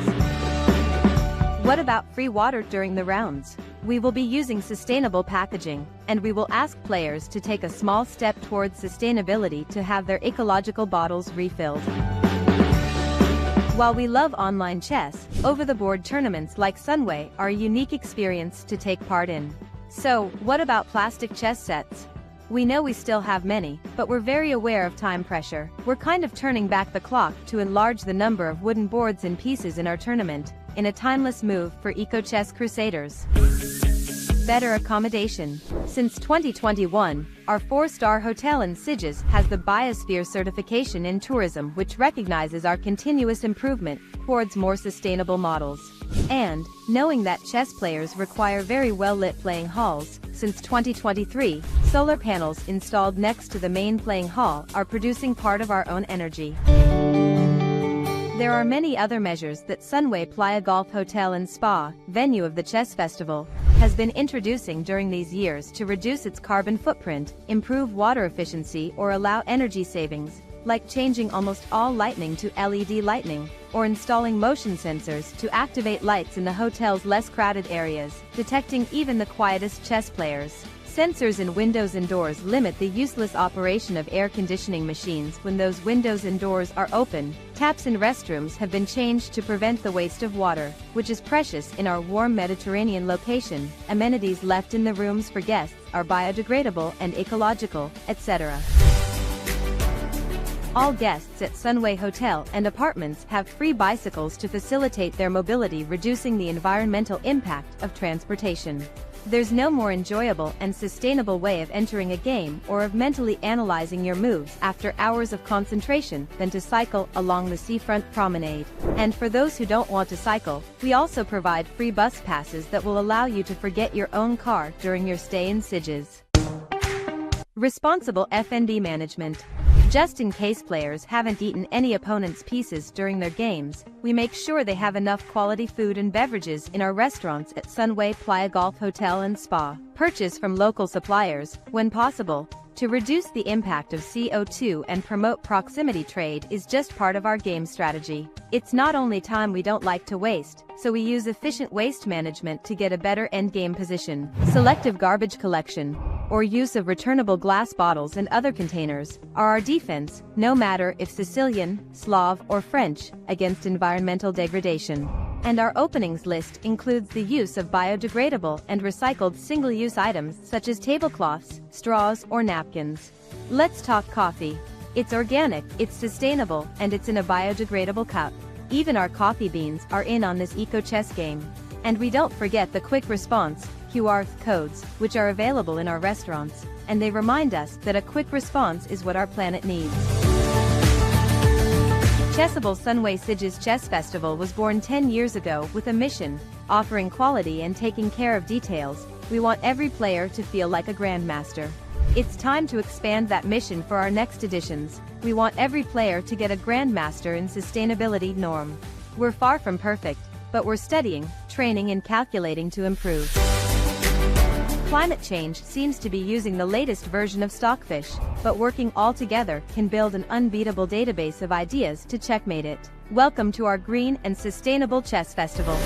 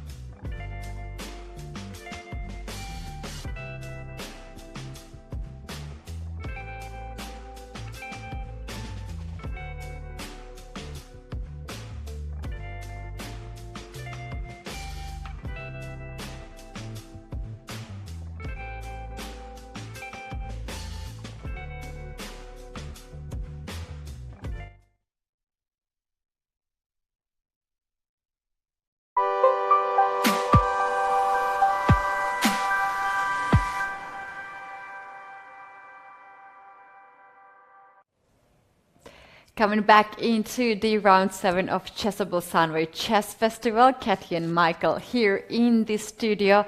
We are in Spain and we are having 10th edition of the biggest open chess tournament and the chess festival. The first 2 boards are down. We do have already the sole leader, Pa Inian, Grandmaster from India, will take the lead of this competition.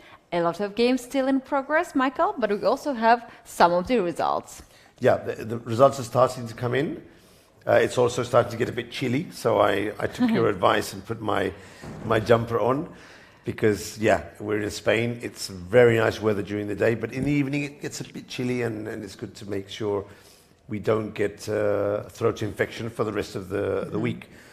Yeah, as you said, Inian won his game. We saw that, a fabulous finish of the game. He becomes the sole leader. Several games are in play, and we're going to go quickly to see the end of one of the games we've been following very closely, and then we'll check the game between the 2 young kids who started off the round with that handshake between the Russian and the Ukrainian kid, which was very nice. So first of all, let's jump quickly to board number 5. This game has finished, and finally Black was able to prevail with his extra pawn. So let's see what happened at the last moves of this position. We thought that White had enough compensation, and I do think he has, but something obviously went wrong. So let's see exactly where. Oh, nice. He found the king to f7 move. Very, very nice.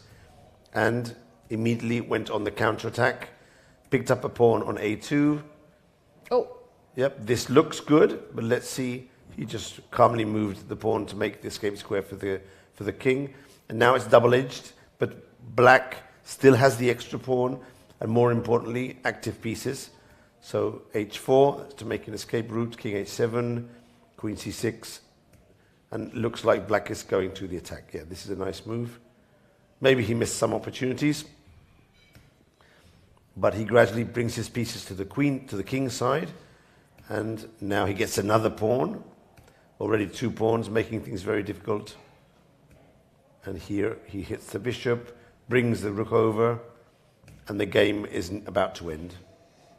Yep. Nice finish, very nice finish.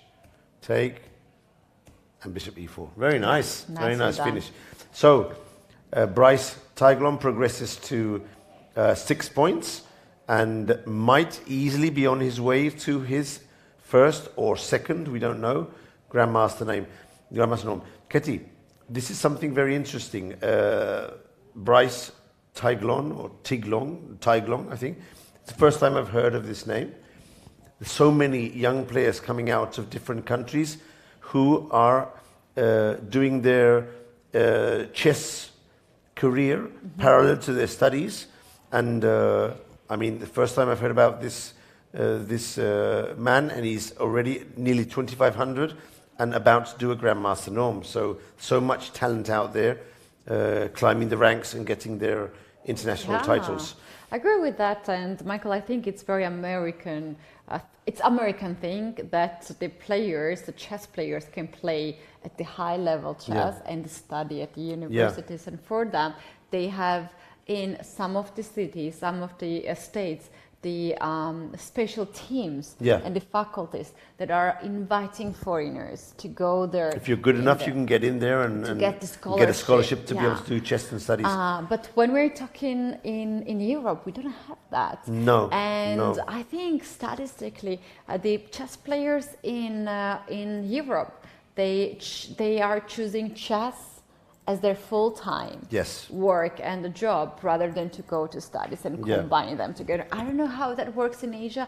I'm not very familiar with the situation, and also not have too much of the friends to that part. So I have not that much of the information, but what we know for sure is that in USA you can combine you can combine it.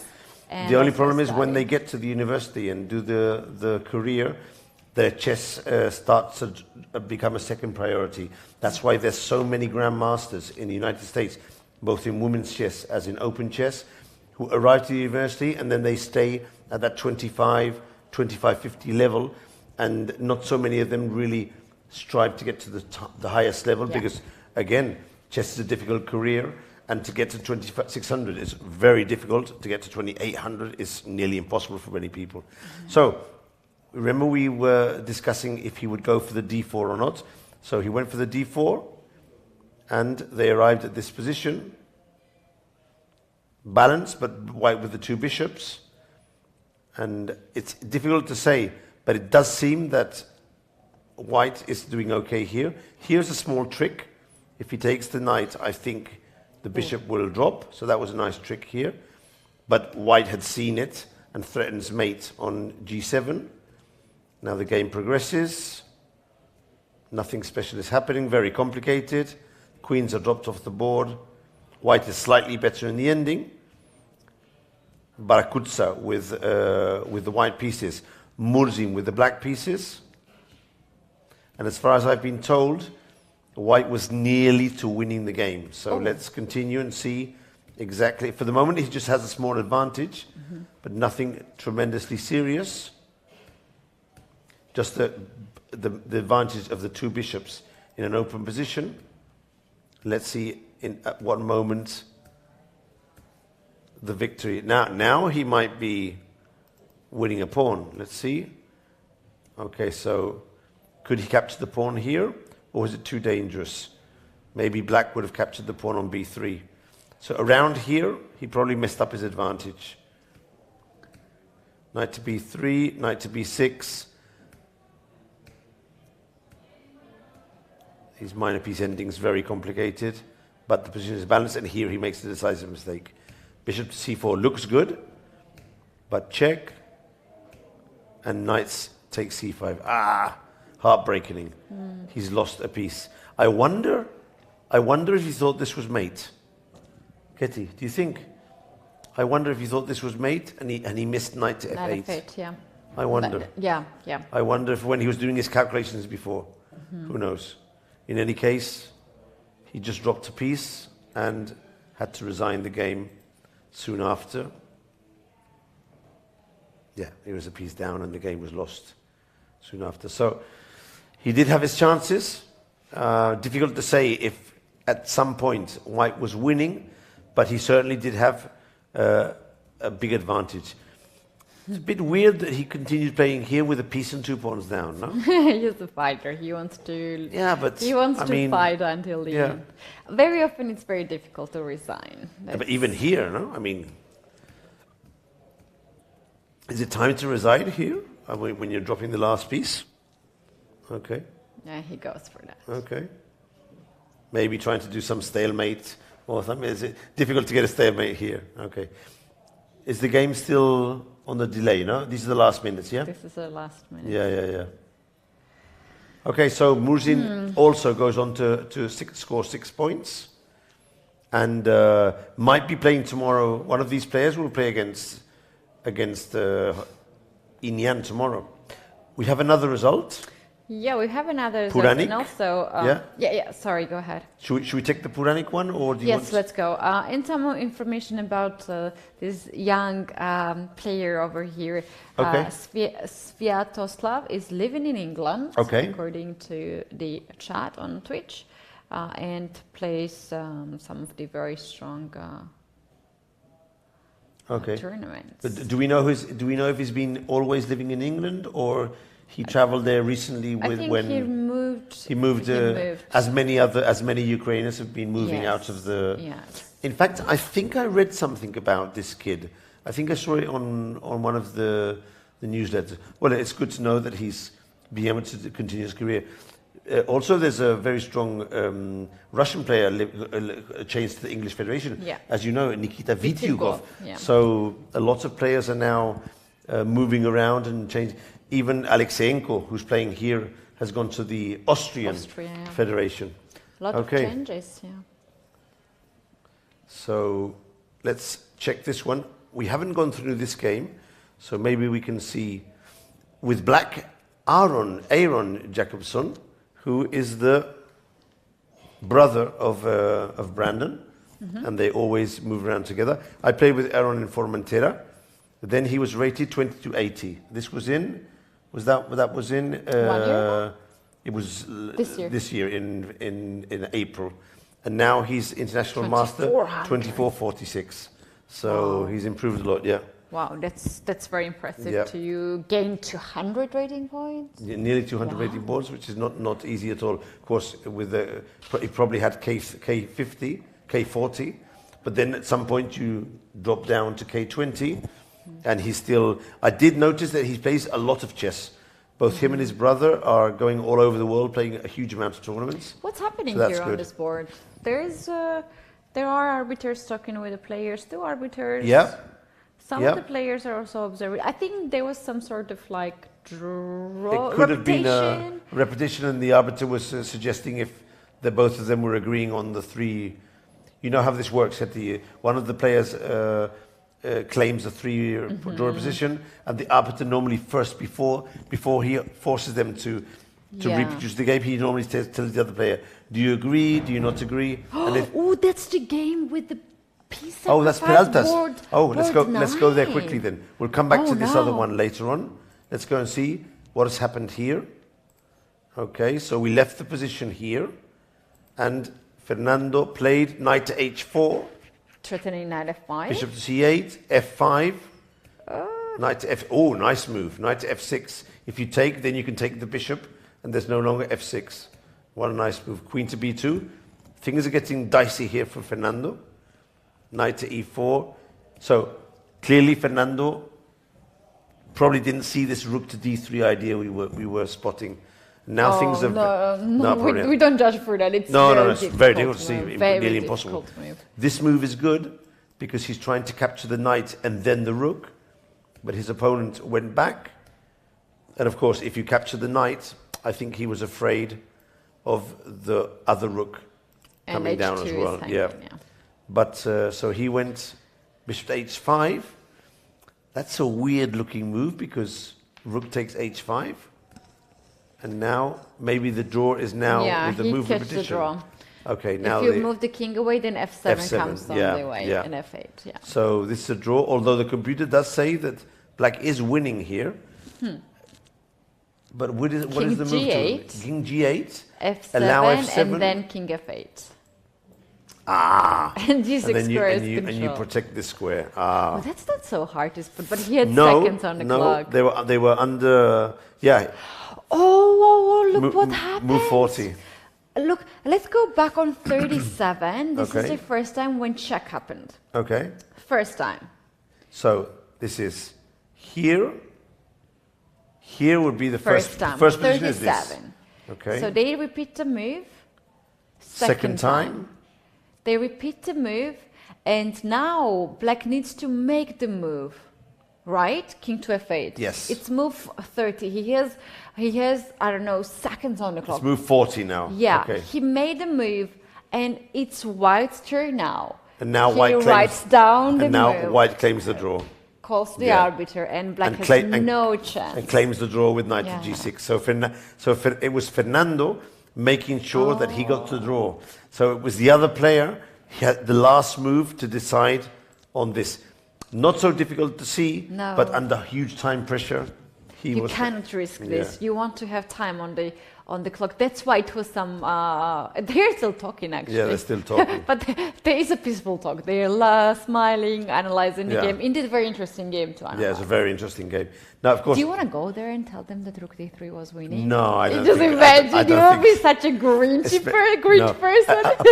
Apart from the fact that they both would say Rook D3. At what moment Rook D3? Because it was very weird at different situations. Oh, the best would be if we have this Grinch mask here. The Grinch. You know this? It's a name, Grinch, yeah? The Grinch one. Who dislikes Christmas and ruins everyone's Christmas. Yes. And put that and go there. So like, you are winning with Rook to D3. And you were winning with King to G8. You're both some patsers and now. just leave. Better not to do that. Okay, of course, for us it's easy to laugh and have fun, but we're both players and we've been through these situations as well, and it's always tough. In the end, both players were probably content because one of them was losing before, now he was winning, and the other one was winning and now he was losing. So they're both content. And this kid is still there. He's so interested. He's trying to understand. He's looking at that. I don't know who's the player, but he looks very young, so interested. in that game. He's learning from the best. Oh, Learning nice. from the best. So if he plays King G8, not only does he have to notice that after F7 there is no check, but also he has to be sure that he's not being crushed by some other tactics. So it's Very difficult game well, for both of them. For example, what would happen if now he's lost after this move, for example, and you don't have time to calculate? Because we know the computer says that black is winning, but on the board you could easily be afraid of any of these situations. Absolutely, absolutely. Well, this game was decisive because of the no time. If black had here extra 1 minute on the clock, maybe he would go for it. Maybe, or just one more move. Yeah. Because it was on move 40 that he had to make the decision. If he'd already arrived at move 40, he could have thought for a few minutes and then made the correct decision. I have lost so many games on the move 40. I made the move, it was a bad move, and then move 41 I had to resign. That happens very often. So let's go quickly to the game of the brother of Brandon, Aaron, with Puranik. And basically, this is theory. This is a theory. You can't capture the queen because there's a mate on f7. And playing knight e5 normally provokes e6, and then you drop back with the queen, and the bishop is shut in. But it's theory, and black is considered to be okay, although slightly passive. Personally, I prefer white's position in this variation, but okay. If any position is okay if you enjoy the type of positions that come afterwards. This is a pawn sacrifice, but I don't think it can be captured because it defends with the queen. So it seems that black is more or less okay. Let's see where he makes his mistake. For the moment, he's doing well. More or less equal position. Swapping off some pieces. Swapping off some more pieces. Okay, this is nice, Ketty. This in chess culture, as you know, it's called the gun of Alekhine. Alekhine's revolver. You put the rooks and the queen, and then the queen from behind, and it's a very useful idea to learn for the viewers. With the queen from behind, when you eventually go into the 8th or the 7th, the queen is no longer under attack, and many players learn this for the first time and they try and use it in their game. So for everyone who's watching, Alekhine's revolver, a very useful tactic. Knight to d7, okay. I thought he was going to play rook to d7. Oh, this is nice. And now, do you remember this game, Karpov, I think it was against Ullmann, a very famous one where he puts the bishop on a7 in a Ruy Lopez, and then he doubles the rooks behind the bishop. And then withdraws the bishop back. And then withdraws the bishop and takes the file. So this is similar. You put the knight on d7, and you do everything behind the knight, and then when you want, you take it out and you do some tactics. For example, at any point, there could be a tactic with knight e5. Yeah. So let's see what happened. g4. Oh! Blunder. Blunder. Big blunder. What is the blunder? Oh, knight f6, rook d7. Oh, wow. Boom. Oh, no. Unfortunate, very unfortunate. Now he has to sacrifice the queen and defend rook and bishop. But this is a blunder. Wow, no one would do this. No one would do this game. for voluntarily. And now Puranik changes gears and plays technically.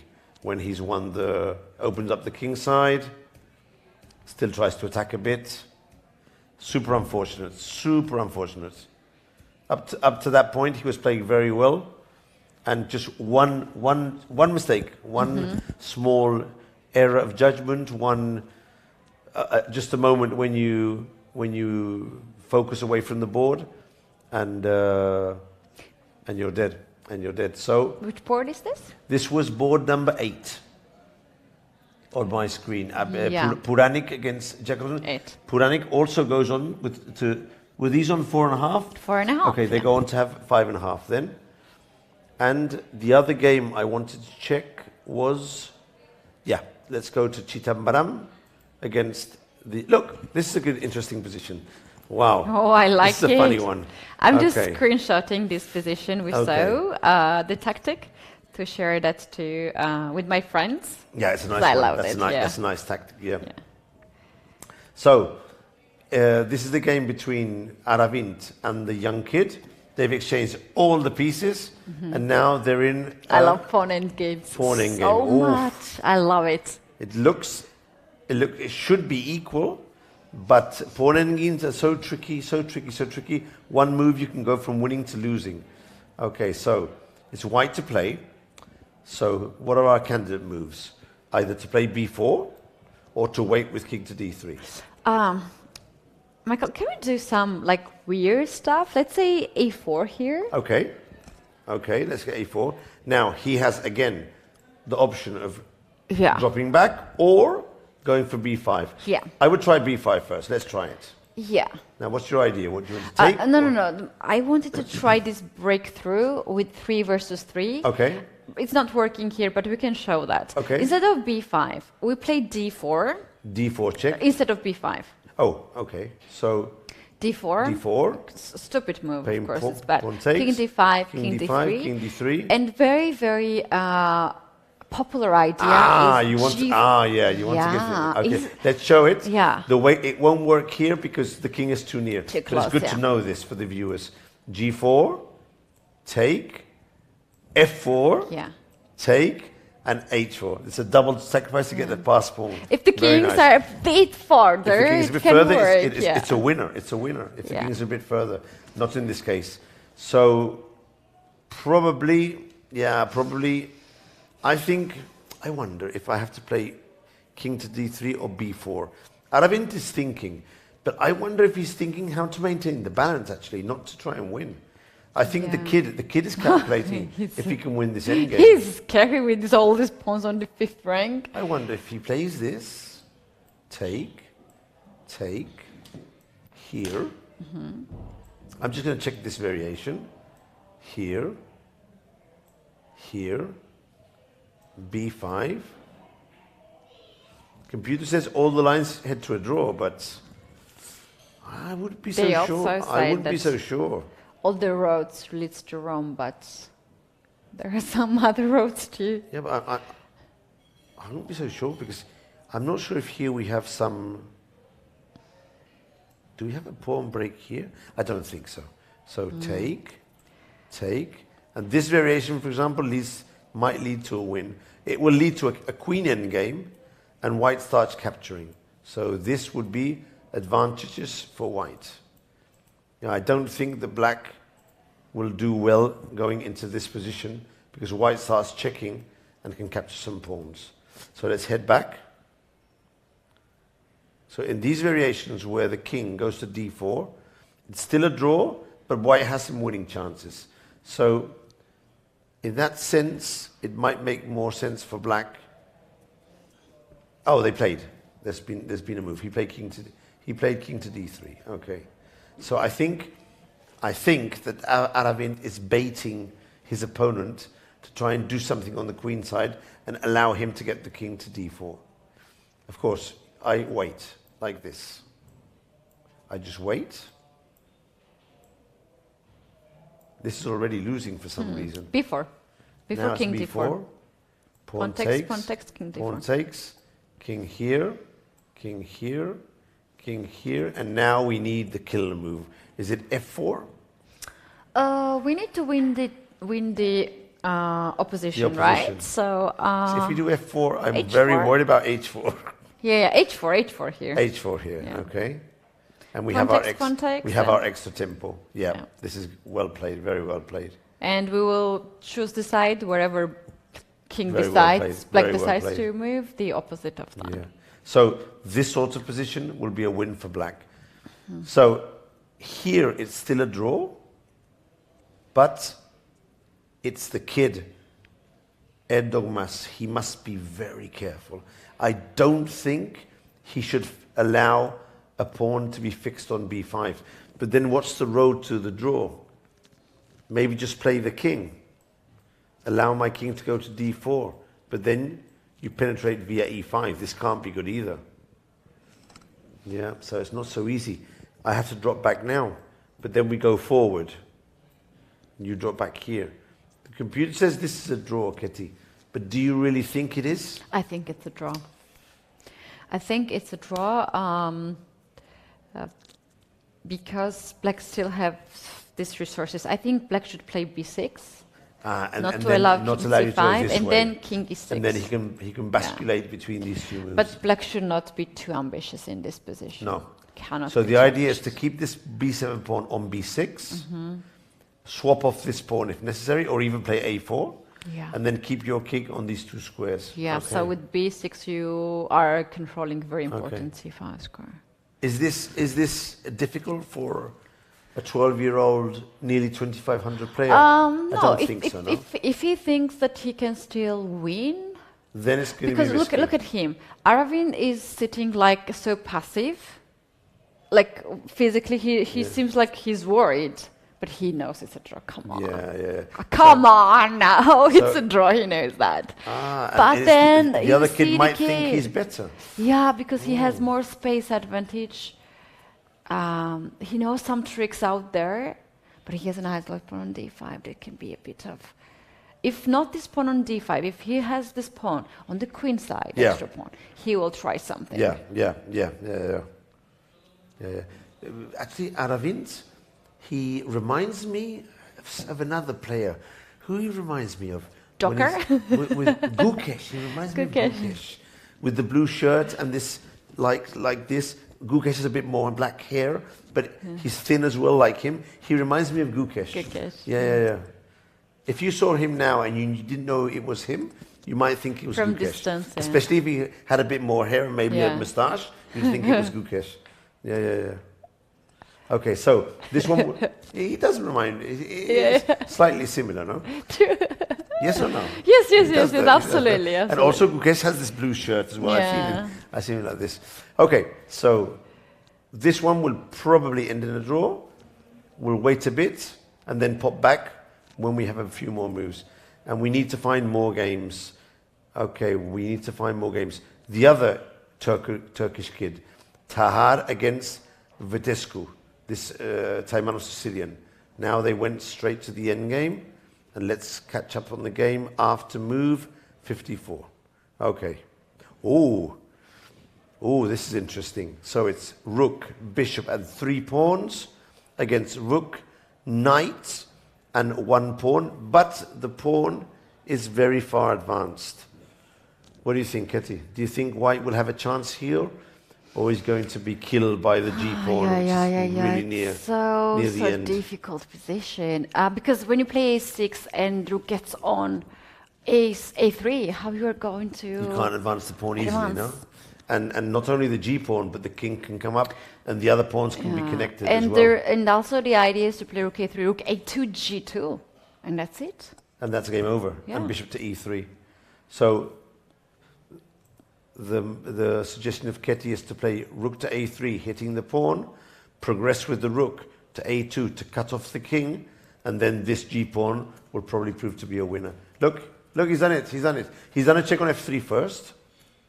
King g1, played instantly by Adar. Must remind viewers that this is the young kid who played a3 against Alexenko and went on to win. That So was fun. today he's not having so much luck. But of course, just seeing these young kids playing at such a high level, it makes you wonder the amount of talent there is around the world nowadays. After the pandemic, everyone studying, everyone using resources. There he goes. Let's see. Rook to Okay, f2 fine. maybe. Bishop to e3. What does he play? Rook to Rook a3. f2 is good. Okay. Oh, by the way, Michael, we do have some very interesting information. We always do that in social media. We do Nice. have a lot of raiders, new Okay, viewers okay. from Daniel Naroditsky's Oh. channel. So big thanks to you guys to brought them come over. here and hang out with Thanks, us. Daniel. Dania, I think it's called. No, Daniel. Yeah, Daniel. Yeah. Thanks, Daniel.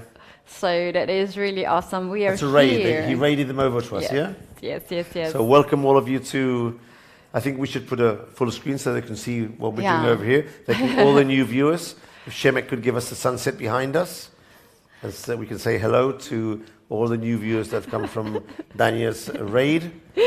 Okay, here guys, I'm with Ketty here in Sitges, with the sea behind us, sunset, and we're going over the last games of the It's a the bit tournament. of too late here. It's a bit late. The sun already decided to disappear, but usually it's a beautiful view on the background, and this is also the view of the chess players. Yep. This is what today, before the start of the round, I think the arbiters closed the curtains because it was really red sun today, too much light. And I remember our producers stormed so fast and started to fight there. To get the views open, yeah, to have the view for us. And every day we do have the live feed. It's not the recorded video or anything. It's just like. So for those of you who have come from the Dania stream, we're doing the commentary for the Sitges tournament. This is round 7. There's still 3 rounds left, and we'll be doing commentary tomorrow, the day after tomorrow at 4:30 Spanish time, CET. So we'll be here all the afternoon, and on Friday, the last round will be in the morning. Yeah. And we're going over all the games. Here's the playing schedule. You can see it here, the Chessable Sunway Sitges International Chess Festival. All the games at 4:30. And Ketty, round 10 in the morning. And who knows, maybe a tiebreak in the afternoon. Maybe tiebreak in the afternoon, but what we know for sure, it's going to be a closing ceremony. Yep. We're going to crown the new champions of the A and B group category of the 10th edition of this tournament, and a big party is coming up as well. So you guys can also follow all the news in the social media. We do have so much activities, and this is a festive time for everyone who comes here, and this is a tournament for everyone, not only for the grandmasters, super grandmasters, but also any rated players or the chess fans. They enjoy very much to be here. So we're getting to the end of the round. This is the game we have on view, is the game between 12-year-old Adar Tahan, or you can see him on the screen on the left with the white pieces, one of the Turkish prodigies. He's in dire straits now because he's about to face promotion by the Queen. I mean, this is basically a position where he can extend his hand to his opponent, a seasoned grandmaster from Ukraine. Give it a day. He defeated Alexeyenko the other day, but today he's been overcome by the grandmaster. He needs to recover energy. Tomorrow there's another game. We'll stay here for a moment because I think he's about to resign. I just don't see a way to stop the pawn getting to queen. Talking about Alexeyenko, we have in the chat that he's struggling on the 4th board. Okay. In fact, he's not playing on the 4th board. He resigned? Yeah, he resigned. He's playing at the VIP board. This is created a special board for the player, highest rated player who loses the point, still has a chance to have the VIP seat. We'll check him now because if he's struggling, he's been struggling in this tournament. He's lost 2 games. And he made a draw he's just made a draw. So this is another surprising result for seed number 1, Kirill Alexeyenko, the current winner of this tournament. That just goes to show how difficult it is to win Sitges. He won last year, and this year he's already lost 2 full games and drawed with Arthur Lucas, who's just done one of the best results of his life. And actually Alexeyenko has had to force the draw by Perpetual because he was being mated on G7. So another game to finish. We still have the ending of Aravint, which we'll go back to see afterwards. Yeah, and I think it's basically the last game of the round in the top boards. There was do you remember this rook end game with the A-pawn? And we also we were thinking about E6 and sort of moves. Did that one finish? Yeah, Gupta. That was the Gupta game against Vinesh, I think, no? Down the bottom? Here it is. Against Salaidov, It ended in a draw. But if this is the last position, this is winning for white. Yes, but let's stop here. So it was, F4, King D8. This is weird. I mean, no one would play King D8 in their minds here, Ketty. This is very weird. It doesn't make sense to bring the rook out and just abandon the pawn. But okay. Capture, and now he wants to enter. So it does make some sense to try and get the king in here, like Capablanca, this famous ending. E6, rook E8, and here, rook A4 with a draw offer, unless there is a mistake, and this is a moment when he resigned. But it looks more like a draw offer, and white decided to accept the draw. However, as you say, I would play rook to G8, and I think he's winning here, no? Yeah, I mean, I just- e7 is the next move. So where's the strange situation?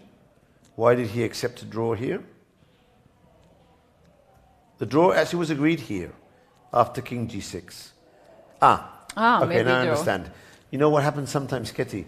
Players agree a draw and then they move the pieces. To And one of the pieces ended up on a4. They were analyzing. And they were analyzing maybe, and that's why. But this position is a draw, and that's why both players if agree you to play a draw. rook d7 here, then black can go. Now it's different because now you can go here, and against e7 we have always this king f7 move. Actually, Yeah. black might even be slightly better here in some positions. So, yeah. I wonder why here. Does he have no other chance here except to play f5? There's no way to get... of course, with the pawn here, we have this idea you're mentioning, but it's really difficult to cross the board if your opponent has an h-pawn.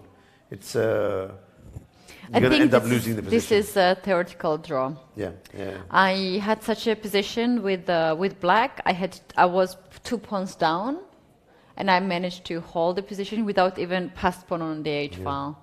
It's very tricky, this endgame. I wonder if we could try to play here king h4, take, king g5, king back. But there's no chance here. Take here, f4, here. But this is just a draw.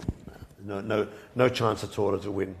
I mean, you need your opponent to make a big mistake, and that will just not happen. So, we only have one game left to call it a day. And we have it it's on this one here. on the board. They have traded the pawns on the king side. So we're in this position now.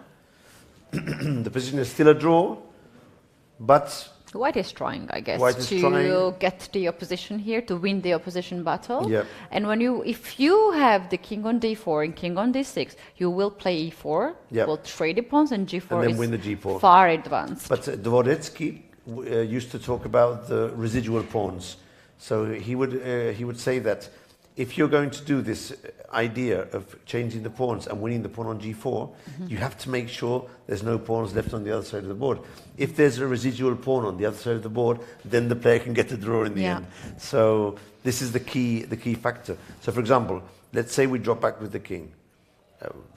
Aravind for sure will progress with his king, and now we have to put the king on d6. Now let's try and see what would happen if we go for this ending. Take, take, take. The g pawn is lost, but now we go for the residual pawns. So let's see what's going to happen here. Take, b4, a4. a4 will actually lose. So we have to take, take, and this will end in a draw, Ketty. This type of ending always finishes in a draw. So, because of the residual pawns. If there would be no pawns on the queen side, or if they're blocked first, then there could be a chance to win. So if Aravind wants to do this, he needs to put the pawn on b4, so that when he goes for the g pawn, the king can't cross here. That's so difficult. How do you get that in? I mean, let's say you go b4 now, and the other guy could just capture the pawn or block. Let's say he captures, and now he pushes b5. b5? There's nothing to do here, no? Take, here, and then cross again. Take, king g4, and it's a pawn race which will end in a draw. But the kid is still thinking. He wants to make sure everything is under control. Bouncing back and forward. Yeah, oh no. He cannot sit still on the board. Has to make sure everything is under control. b5 has been played. Yep.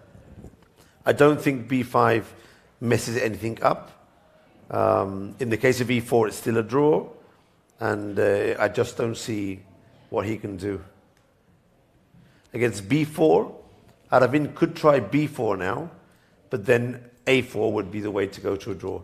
So the kid has demonstrated that he doesn't only play good tactical play, but he is able to defend a slightly weaker position for many moves, and then he knows his pawn endings. So this is actually very, very, very good for the future of this young kid.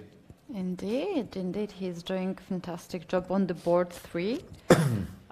They are just behind the leaders, and this draw will maintain his positions, Yep. and he needs the rating. His current rating is 24.96. He needs 4 rating points. Well, if he's on 24.96, he's probably already crossed the 2500 Yeah. barrier. So that means he will get his Grandmaster title very soon. And yeah, But he needs to still play well, because I think he's under 40k still. So Okay. if he loses, he might lose everything. yeah. And But if you cross the 2500 barrier, don't you get the title if you cross it? Even though you lose the points afterwards? I think at some point during the tournament you cross the barrier. It's do you enough. think it works Yeah. without fixing the final result? No. If during a tournament you cross the 2500 Really? mark, yeah, Oh. for many years this has been a rule, yeah. Wow, Yeah. I don't know that. Yeah, but it's logical because if not, you'd have to stop playing the tournament. Yeah. I mean, imagine you cross the barrier, and then you have to stop playing Yeah. because you can't risk losing the rating again. Exactly. So the FIDE allows you to claim the draw as long as you pass the barrier during the middle of a tournament. You can carry on playing, and then after the tournament you claim the draw. If he has the norms. If he has the norms. But if he's just waiting for the rating, I think for today he'll have got it. How much is he? How many? Let's check it out. It's 24.96. He's getting 8 rating points, he- so he probably- needs to, I'll just unless- double check with the Grandmaster norms. Unless he has a rating deficit from before, if he's come here losing points, then it's different. We don't know that. Good point. All right, let me just do a very quick check. We might see here newborn Grandmaster in this game. What we have. Jagiz Khan Erdogmus. Or Erdogmus. Erdogmus. Erdog. Let's check it out. Do you speak any Turkish? Oh, a little bit. Someone told me that Azerbaijan inhabited and spoke a bit of Because Turkish. Georgia is between Turkey Yeah. and no, not because of that. I That's what I used to heard play in my Turkish team for 8 years. Oh, so obviously It was you my spoke a family bit. almost. And that's why I understand a little bit, of course. I've been 3 times in Turkey, but always in the airports. Can I consider myself to have stepped on Turkish soil? Can I take the country off my country list if I've only been 3 times in the airports? Have you tried Turkish tea? I've drank some Turkish tea. Okay, then I'll give you the status. Not in Turkey. I've also As been a- in Cyprus, to the Turkish part of Cyprus, so I think I qualify, but who knows? Does he have the Grandmaster title in... it's hard to say.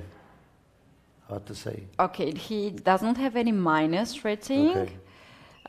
right now. It's looking so good. It's looking good. It's looking good. Let's just check out the article.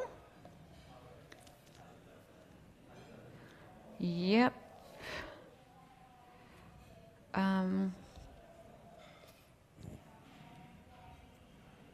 Looking good.